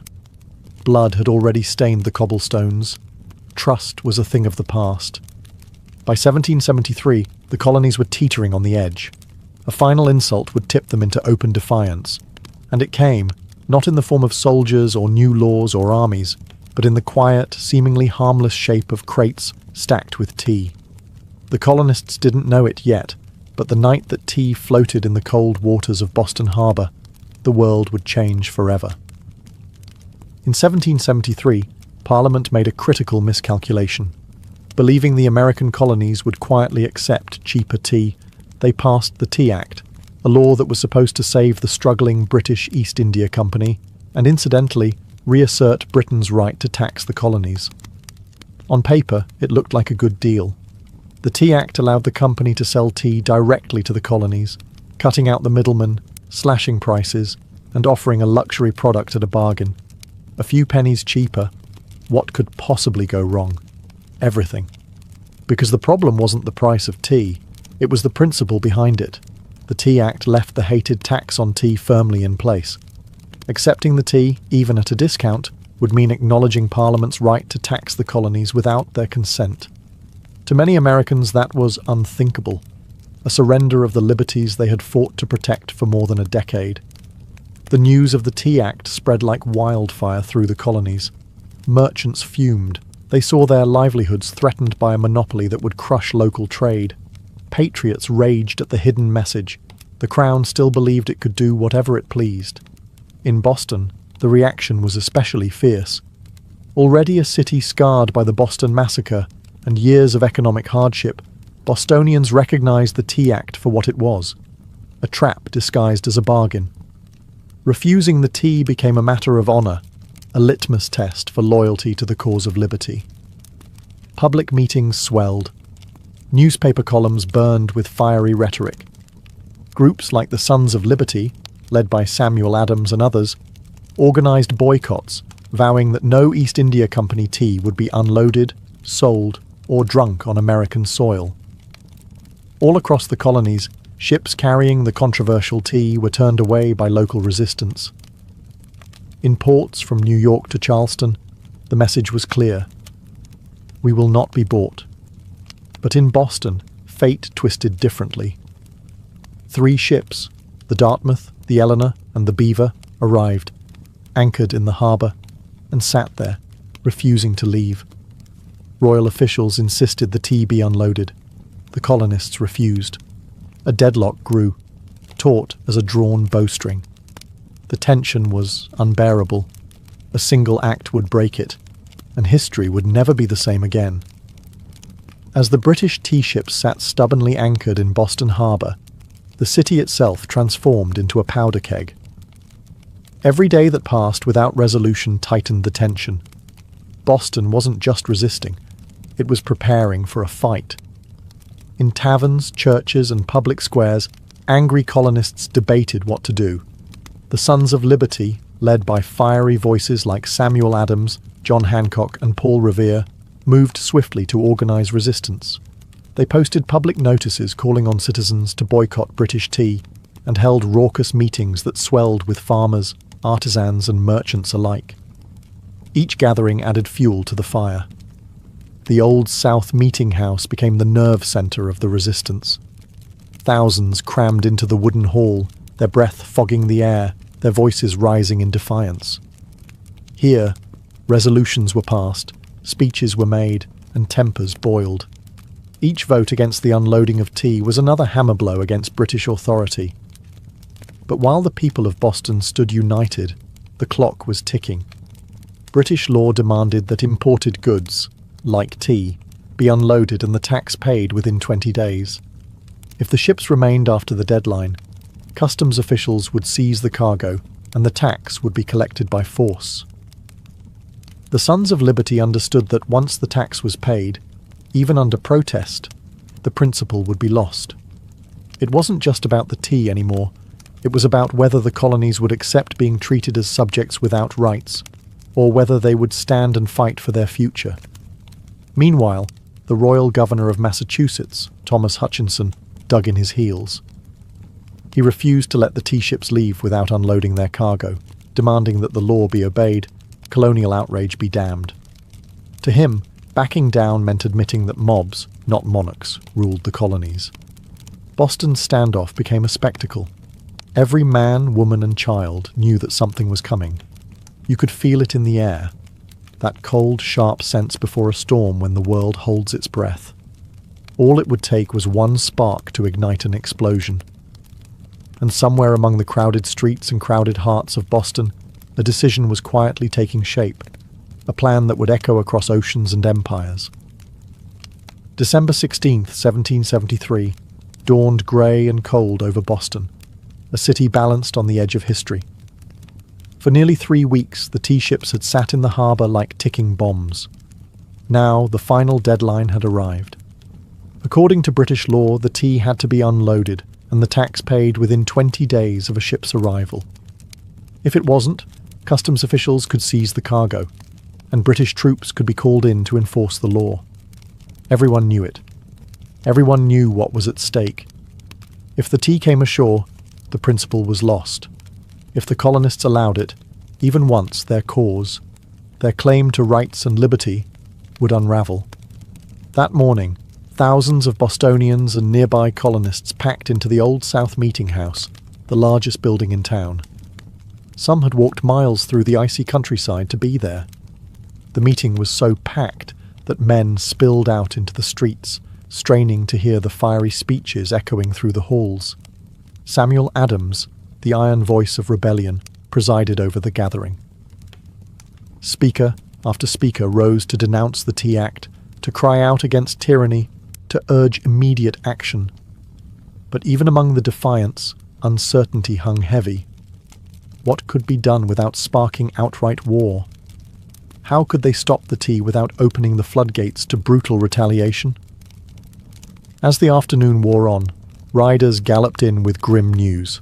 Governor Thomas Hutchinson remained unmoved. The ships would not be allowed to leave without unloading. The tea would be seized, the tax collected, the king's law enforced. The crowd buzzed with fury. The walls of the meeting house seemed to shudder with the force of it. Yet Samuel Adams stood calmly and spoke the words that signalled the end of debate. This meeting can do nothing more to save the country. A simple sentence. But everyone knew what it meant. There would be no more petitions, no more compromises. Action would be taken. Outside, a war whoop cut through the gathering gloom, the signal. Men disguised themselves quickly, smearing soot on their faces, donning blankets and feathers in crude imitation of Mohawk warriors. It wasn't about fooling anyone. It was about creating a symbol, a message no one could mistake. The deadline had passed. Boston would answer not with words, but with defiance. As twilight deepened over Boston on December 16, 1773, the quiet streets began to stir. Figures moved through the shadows. Ordinary men cloaked in rough blankets, their faces blackened with soot, some adorned with feathers. They weren't trying to fool anyone into believing they were real Mohawks. Their disguise was symbolic, an act of shedding their old identities, of taking a stand as something new, something fierce. By the dozens, they made their way to Griffin's Wharf, where the 3 tea ships, the Dartmouth, the Eleanor, and the Beaver, lay anchored. The harbour water churned cold and dark beneath them, thick with the sharp bite of winter air. There was no shouting, no drunken chaos. This was not a riot. It was a mission, carried out with calm, ruthless precision. Armed with hatchets and clubs, the disguised colonists swarmed the ships, overwhelming the few crew members still aboard. No harm came to the sailors. They were pushed aside, watched in silence as the operation began. Men split open the wooden chests with practiced blows, the fragrant smell of fresh tea spilling into the cold night air. Others heaved the crates overboard, their heavy splashes echoing across the still waters of the harbour. Chest after chest, 342 in total, was broken and dumped, until the black water swirled with thousands of pounds of tea leaves. Spectators watched from the wharf, silent, awed. British guards stationed nearby made no move to intervene. Whether from confusion, sympathy, or fear of escalating violence remains unclear. Some accounts suggest that even among British loyalists there was an understanding. Something had shifted, and there would be no stopping it tonight. The discipline was extraordinary. No cargo was stolen. No one raided the ships for valuables. Only the tea, the hated symbol of British oppression, was targeted. In a town where hunger and hardship were daily realities, the men could have easily turned the protest into an excuse for looting. They did not. When it was over, the harbour resembled a great, swirling cauldron, filled with torn chests and soaking tea leaves. The smell of the sea mixed with the sharp tang of smashed tea, filling the night air with a strange, bittersweet scent. The work was done. Silently, the men disappeared into the night, vanishing into the alleys and back streets of Boston. They left behind no names, no leaders, no claims to fame, only the unmistakable mark of revolution. As the last broken crates bobbed in the dark water, Boston stood still, almost holding its breath. The Boston Tea Party wasn't a riot, a brawl, or a drunken spectacle. It was something far rarer, an act of cold, deliberate defiance carried out under the cloak of night. The harbour was transformed into a giant, swirling teapot. Thousands of pounds of East India Company tea floated in great mats on the water, staining it black. Some colonists, curious and rebellious, scooped handfuls of soaked leaves from the harbour, only to be chastised by the Sons of Liberty patrolling the docks. Nothing was to be salvaged. No one would profit from this night's work. This was principle, pure and simple. The town woke the next morning to the smell of salty tea hanging heavy in the air. News spread like wildfire. Word of mouth, letters, broadsheets. By midday, everyone from apprentices to merchants knew what had happened, and opinions split fast. Among patriots, there was pride, a fierce, swelling pride that ordinary men had stood up to the mightiest empire in the world and struck a blow for liberty. Among loyalists and moderates, there was horror.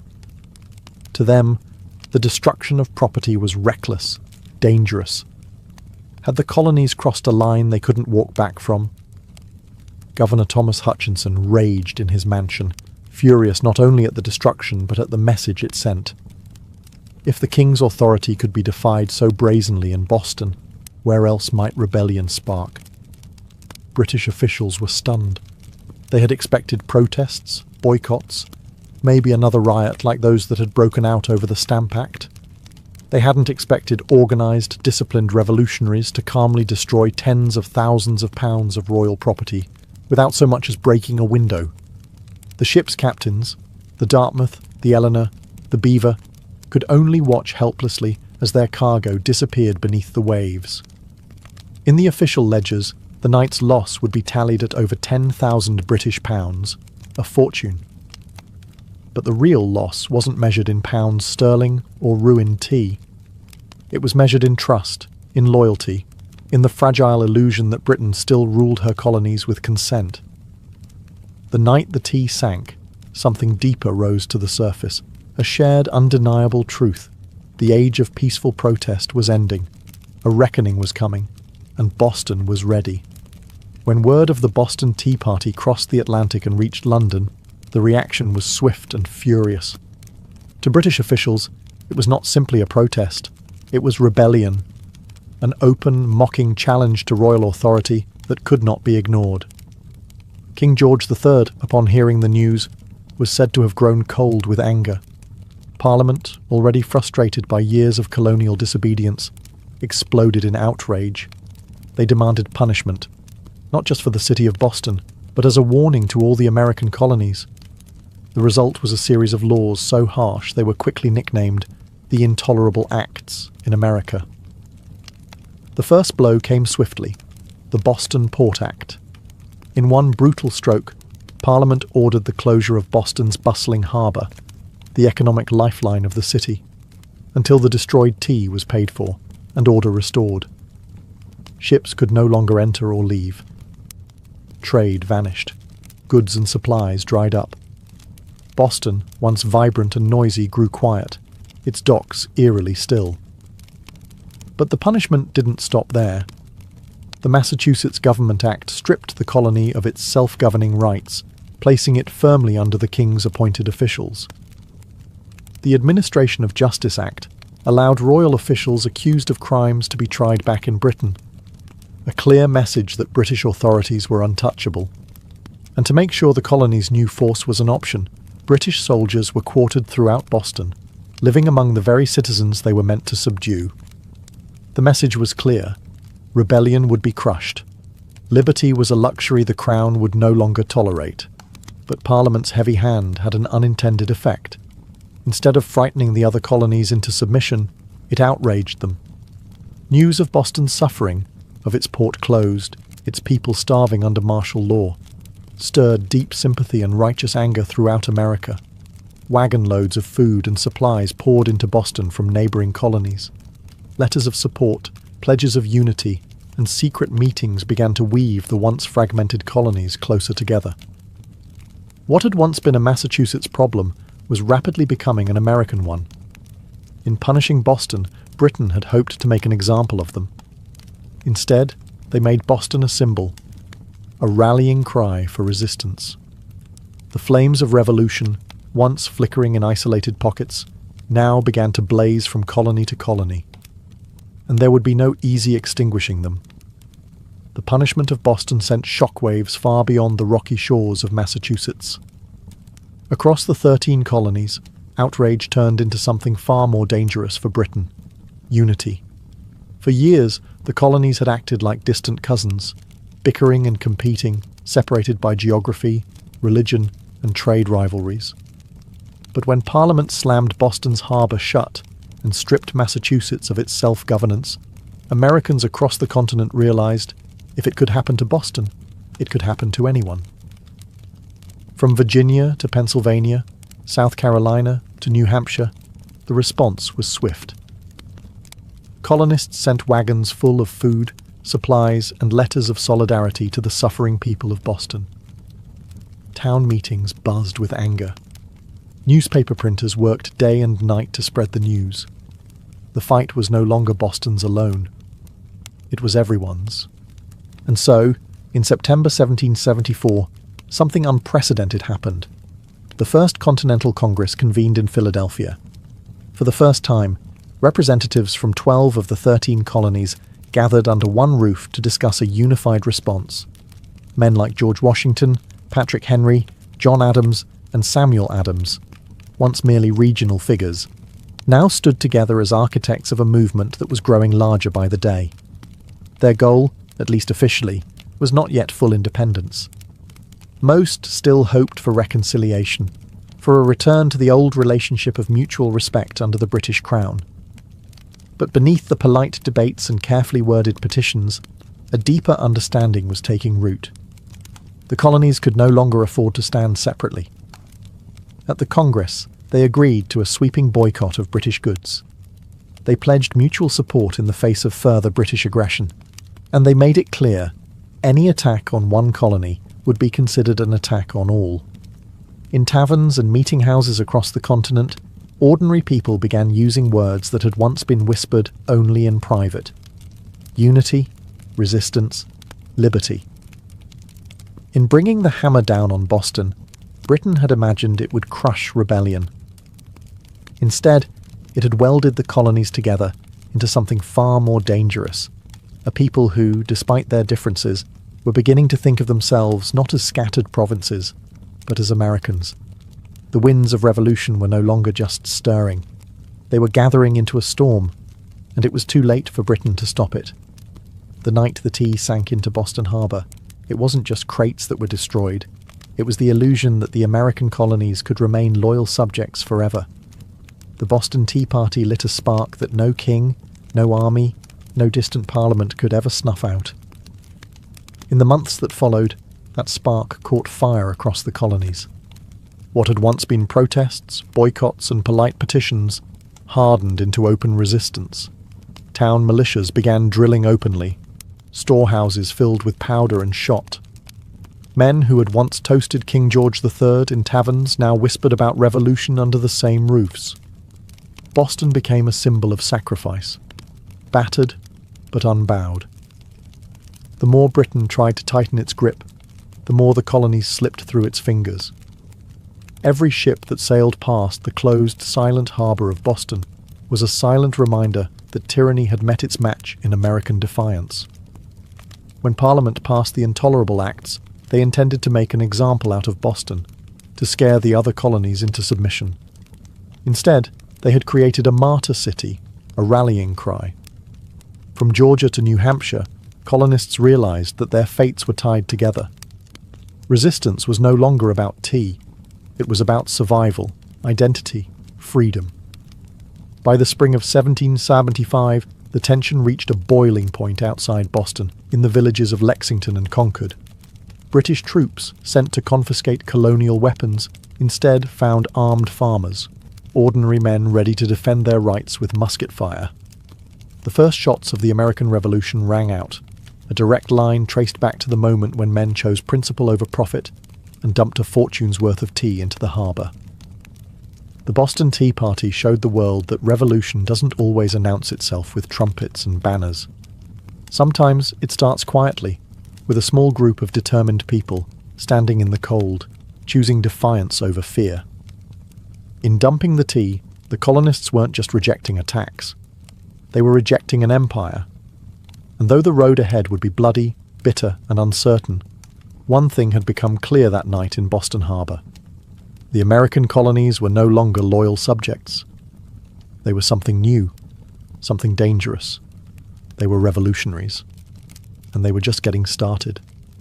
All before the towering pyramids of Giza, before Mesopotamian cities buzzed with life, before Stonehenge stood against the sky, there was Corral. Hidden away in the dry valleys of coastal Peru, Corral rose in silent majesty nearly 5,000 years ago, then faded into near-complete oblivion, swallowed by sands and forgotten by history. For centuries, the world did not even know it existed. The super valley where Corral once thrived seems at first glance an unlikely place for civilization to bloom. The landscape is parched, barren, the river little more than a thin silver thread winding through rocks and dust. To most eyes it looked inhospitable, a place abandoned by life. Yet it was here, amid the desolation, that one of humanity's earliest great cities took shape. Corral wasn't just a collection of scattered huts or a temporary trading post. It was a planned city, sprawling over 150 acres, filled with pyramids, plazas, residential quarters, and ceremonial spaces. It had scale, purpose, and vision, a complex society blossoming centuries before the Egyptians began stacking stones into pyramids of their own. The people of Corral achieved this without the wheel, without written language, without metal tools. They built massive structures from stone and earth with nothing but ingenuity, communal effort, and the raw power of human will. Yet for thousands of years, Corral's existence remained a secret. Even when travellers stumbled across the strange, weathered mounds scattered across the valley, they mistook them for natural formations, mere hills sculpted by the desert winds. No one imagined that beneath the sand lay one of the oldest cities in the world, predating even the civilizations that history books had crowned as the firsts. It wasn't until the late 20th century that archaeologists, led by Ruth Shady, uncovered the truth. What they found buried in the dust of time would rewrite the story of the Americas and force the world to reconsider what it thought it knew about the birth of civilization itself. Corral had risen, flourished, and fallen in total anonymity. Now, after millennia of silence, its stones are speaking again, whispering of a peaceful, intelligent people who built a world of complexity and wonder in a land where life itself seemed impossible. And this was only the beginning of their story. At first glance, the Supi Valley looks like a place where life should struggle to exist. Harsh winds sweep across endless stretches of sand and stone. The sun beats down mercilessly, drying out the earth, baking the landscape into cracked, brittle sheets. Water is scarce, the river a meandering thread fighting for survival. To the untrained eye, it is a wasteland, barren, empty, forgotten by the gods. But the people of Corral saw something different. They did not see a desert to be feared. They saw a canvas to be shaped.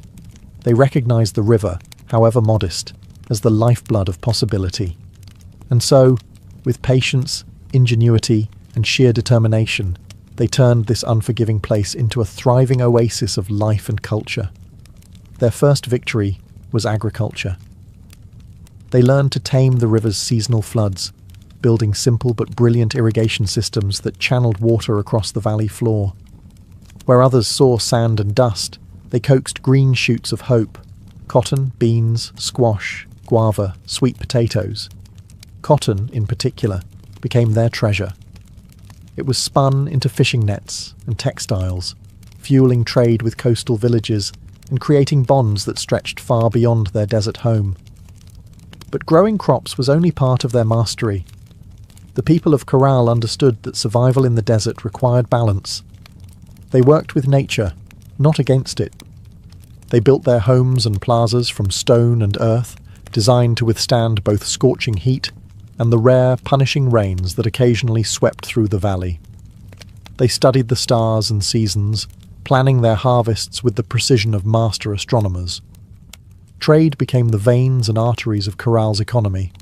Dried fish, cotton, fruits, and handmade goods flowed up and down the coast.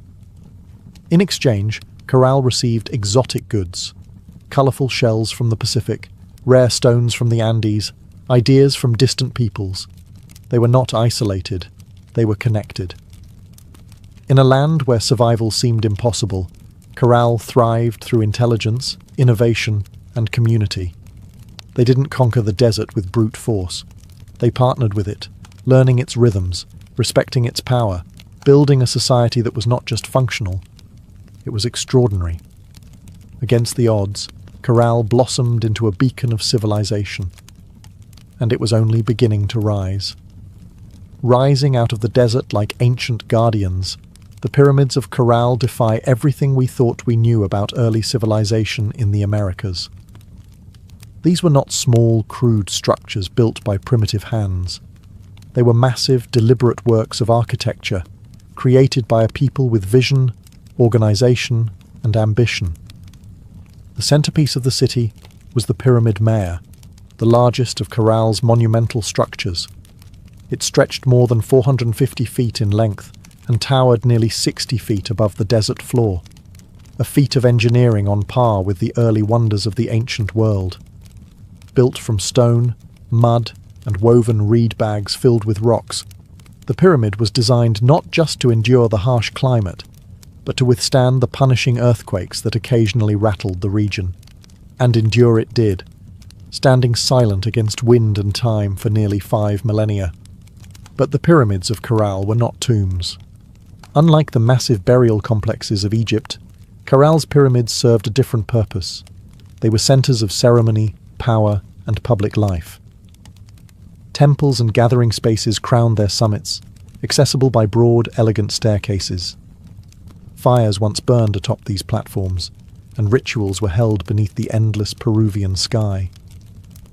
At the foot of the pyramids, vast plazas opened up, sunken and circular, inviting thousands to gather for religious ceremonies, political meetings, and communal celebrations. The very design of Corral's cityscape suggested a society that prized community and order, a people deeply connected to one another and to the cosmos.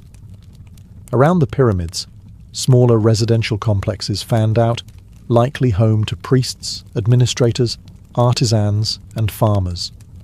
The pyramids themselves seem to have been strategically placed, aligned with celestial events, sunrises, solstices, the cycles of the stars. To the people of Corral, architecture wasn't just practical, it was spiritual, mathematical, cosmic. Walking among the weathered stones today, it's almost impossible not to feel a strange sense of awe. These structures were raised without metal tools, without the wheel, without beasts of burden. Yet they rose with symmetry, scale, and staggering precision. The great pyramids of Corral were not built for vanity nor for war. They were built to connect earth and sky, community and cosmos, humanity and eternity. And they still whisper across the sands, telling a story that refuses to be forgotten. Among the ruins of Corral, there is something profoundly different, something that sets it apart from so many ancient civilizations. No weapons have been found buried beneath its sands. No defensive walls circle its plazas. No mass graves hint at bloody conquest or internal strife. Unlike the kingdoms that rose and fell through war, Corral was a society built on peace. It's a revelation that defies expectations. Here was a civilization that flourished not through violence, but through cooperation, trade, and shared belief. The people of Corral seem to have invested their energy not in armies or fortresses, but in architecture, astronomy, music, and communal life.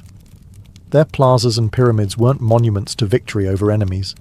They were centers of celebration, worship, and governance. This was a civilization that chose to gather rather than conquer, to negotiate rather than destroy. Trade was the lifeblood of Carroll's success. Cotton, grown along the fertile riverbanks, was spun into fishing nets that were traded with coastal communities. In return, Carroll received dried fish, an essential source of protein, and exotic goods from faraway places, colourful shells from the Pacific, precious stones from the highlands, and even rare tropical fruits from distant valleys. This wide network of trade stitched the region together, binding far-flung communities into a peaceful web of mutual benefit. And in the centre of it all, Corral thrived as a cultural and economic hub. Religious and ceremonial life played a vital role in maintaining social harmony. The city's grand public spaces and sunken plazas likely served as stages for rituals that united the people under shared spiritual beliefs. Music filled these gatherings, flutes carved from condor bones, drums made from deer hides, creating soundscapes that echoed across the desert, tying individual lives to something greater. Leadership, too, appeared to rely less on military strength and more on spiritual authority and civic organization. The city's leaders must have coordinated massive construction projects, seasonal agricultural cycles, and complex trade agreements, all without leaving behind the brutal scars of war. In an ancient world so often defined by conflict, Corral stands as a shining exception, a reminder that civilization does not have to rise on the broken backs of the conquered. It can instead be built by the quiet power of collaboration, creativity, and trust. At Corral, the stones still seem to hum with echoes of a world long gone. It was not just a city of buildings and trade. It was a city alive with sound, ceremony, and spiritual rhythm. Music and ritual were woven into the very heartbeat of Corral's civilization. Archaeologists, digging carefully through the dry sands, uncovered a treasure trove of ancient instruments, flutes crafted from the bones of condors and pelicans, whistles fashioned from deer antlers, small drums stretched with animal hides. These artifacts were not simple toys. They were crafted with care, tuned to specific notes, designed to carry sound across the wide, open plazas of the city.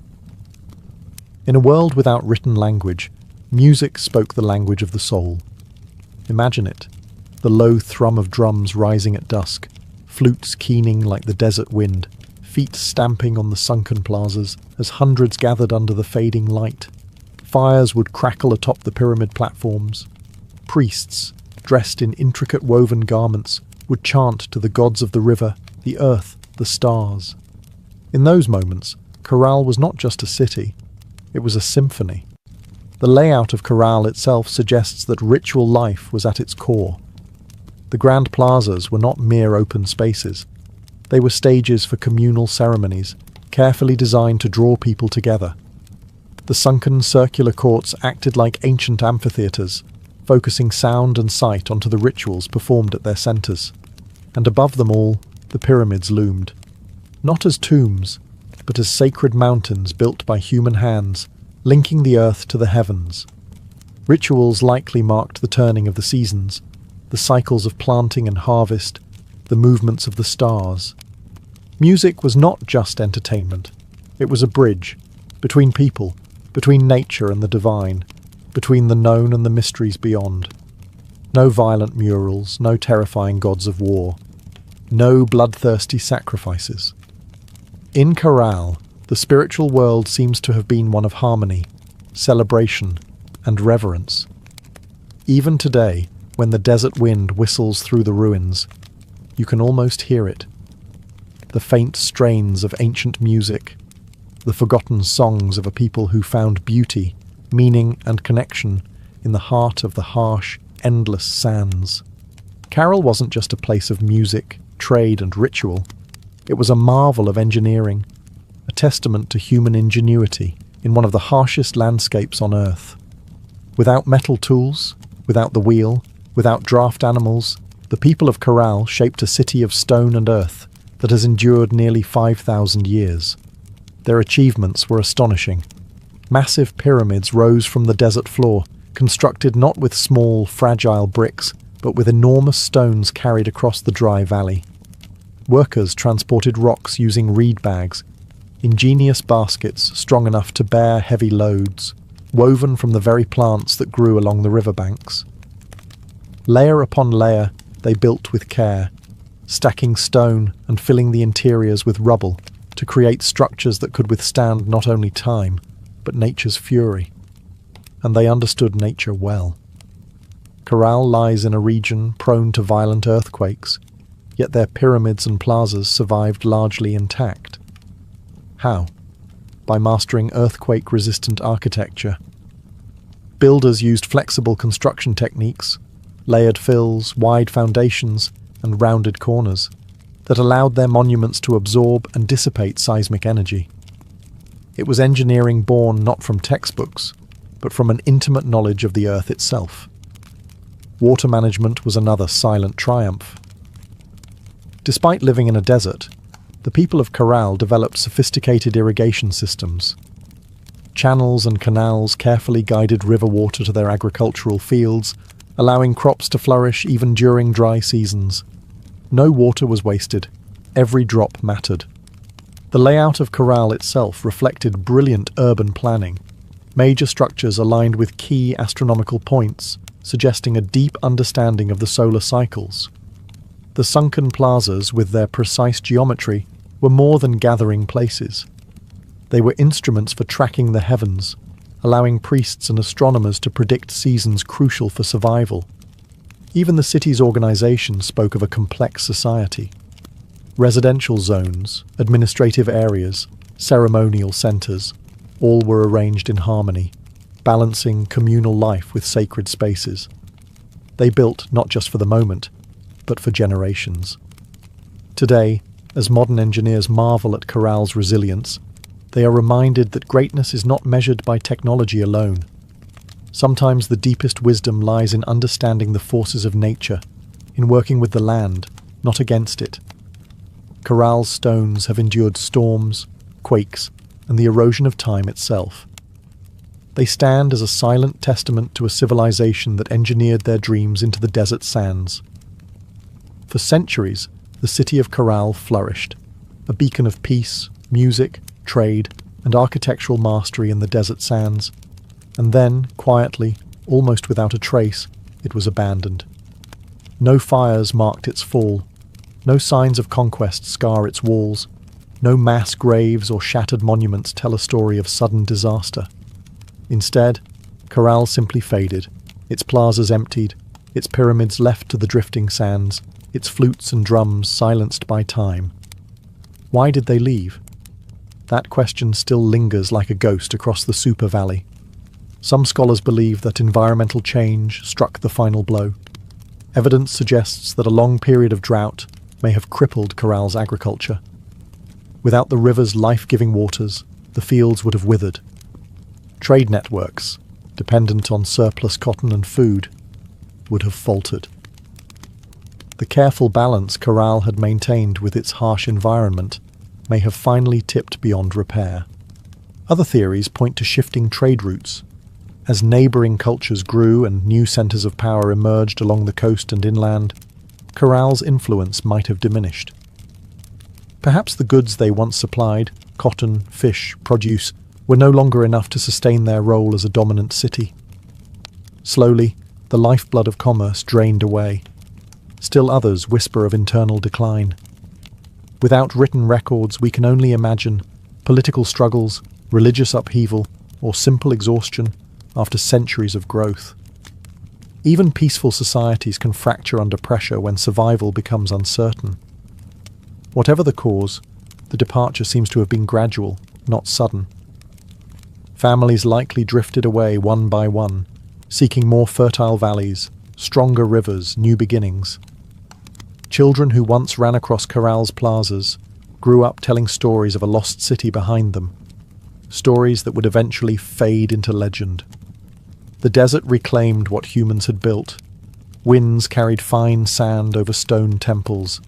Flutes lay buried beneath shifting dunes. What had once been a humming, vibrant civilization became a field of silent, sleeping mounds.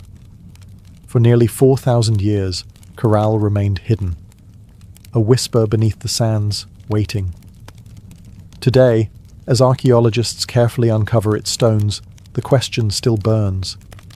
How does a city so advanced, so beautifully crafted, simply vanish?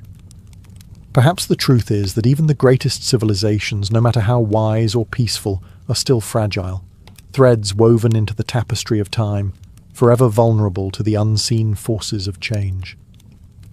For millennia, Corral lay forgotten, buried beneath the silent sands of the Super Valley. Travelers passed the strange, rounded hills that dotted the landscape, never suspecting that beneath their feet lay the ruins of a civilization older than the pyramids of Egypt. To them, these were just natural formations, mounds shaped by the wind and time. It wasn't until the late 20th century that the world would finally hear Corral's voice again.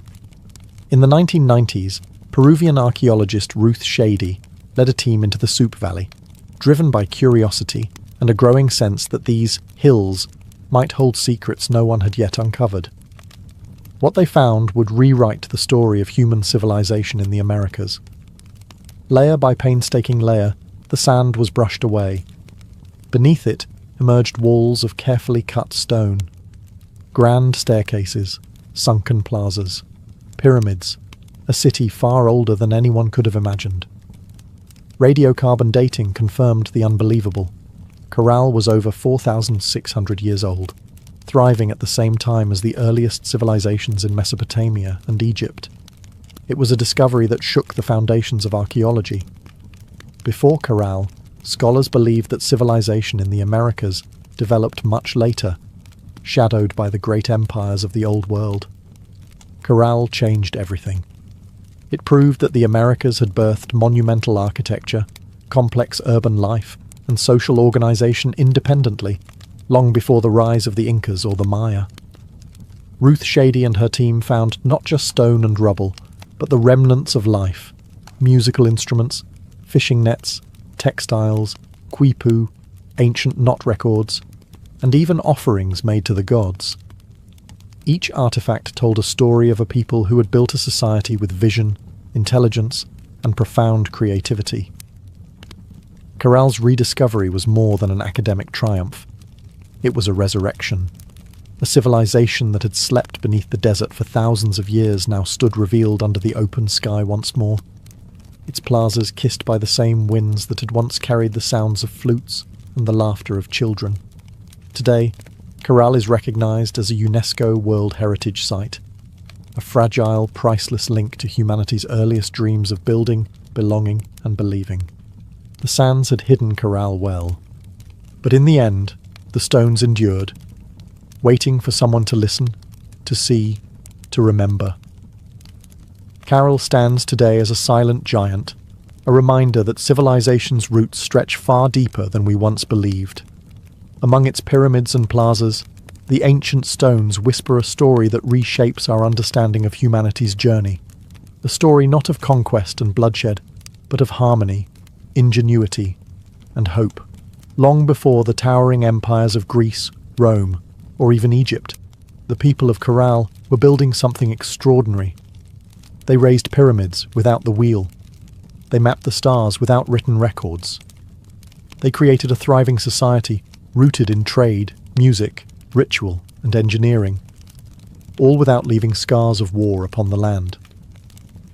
In an era often defined by conflict, Corral offers another vision of what civilization can be, a society that valued connection over conquest, knowledge over domination. It reminds us that complexity does not require violence, that greatness is not measured by how many armies march across a battlefield, but by how a community comes together to build, to create, to dream. Carroll's legacy reaches far beyond the dry sands of the Soup Valley. It challenges old assumptions that civilization had a single cradle, that urban life and monumental architecture belonged first to the old world.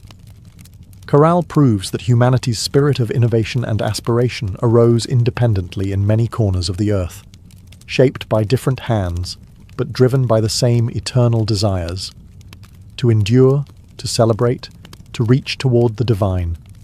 Today, walking among Corral's weathered ruins, you can almost hear it. The pulse of drums, the low hum of flutes, the murmur of traders bargaining in the plazas, the laughter of children racing through stone alleys under a sky of endless stars. Their lives, their dreams, their stories are still with us, etched into the bones of the earth. Corral teaches us that even when civilizations fall, their spirit can endure, sleeping under sands, waiting to be remembered, waiting to inspire again. In the great timeline of human history, Corral shines not just as a relic of the past, but as a beacon for the future. A reminder that, even in the harshest deserts, even under the heaviest sands, the seeds of wonder, wisdom, and peace can take root, and build a world that reaches for the stars.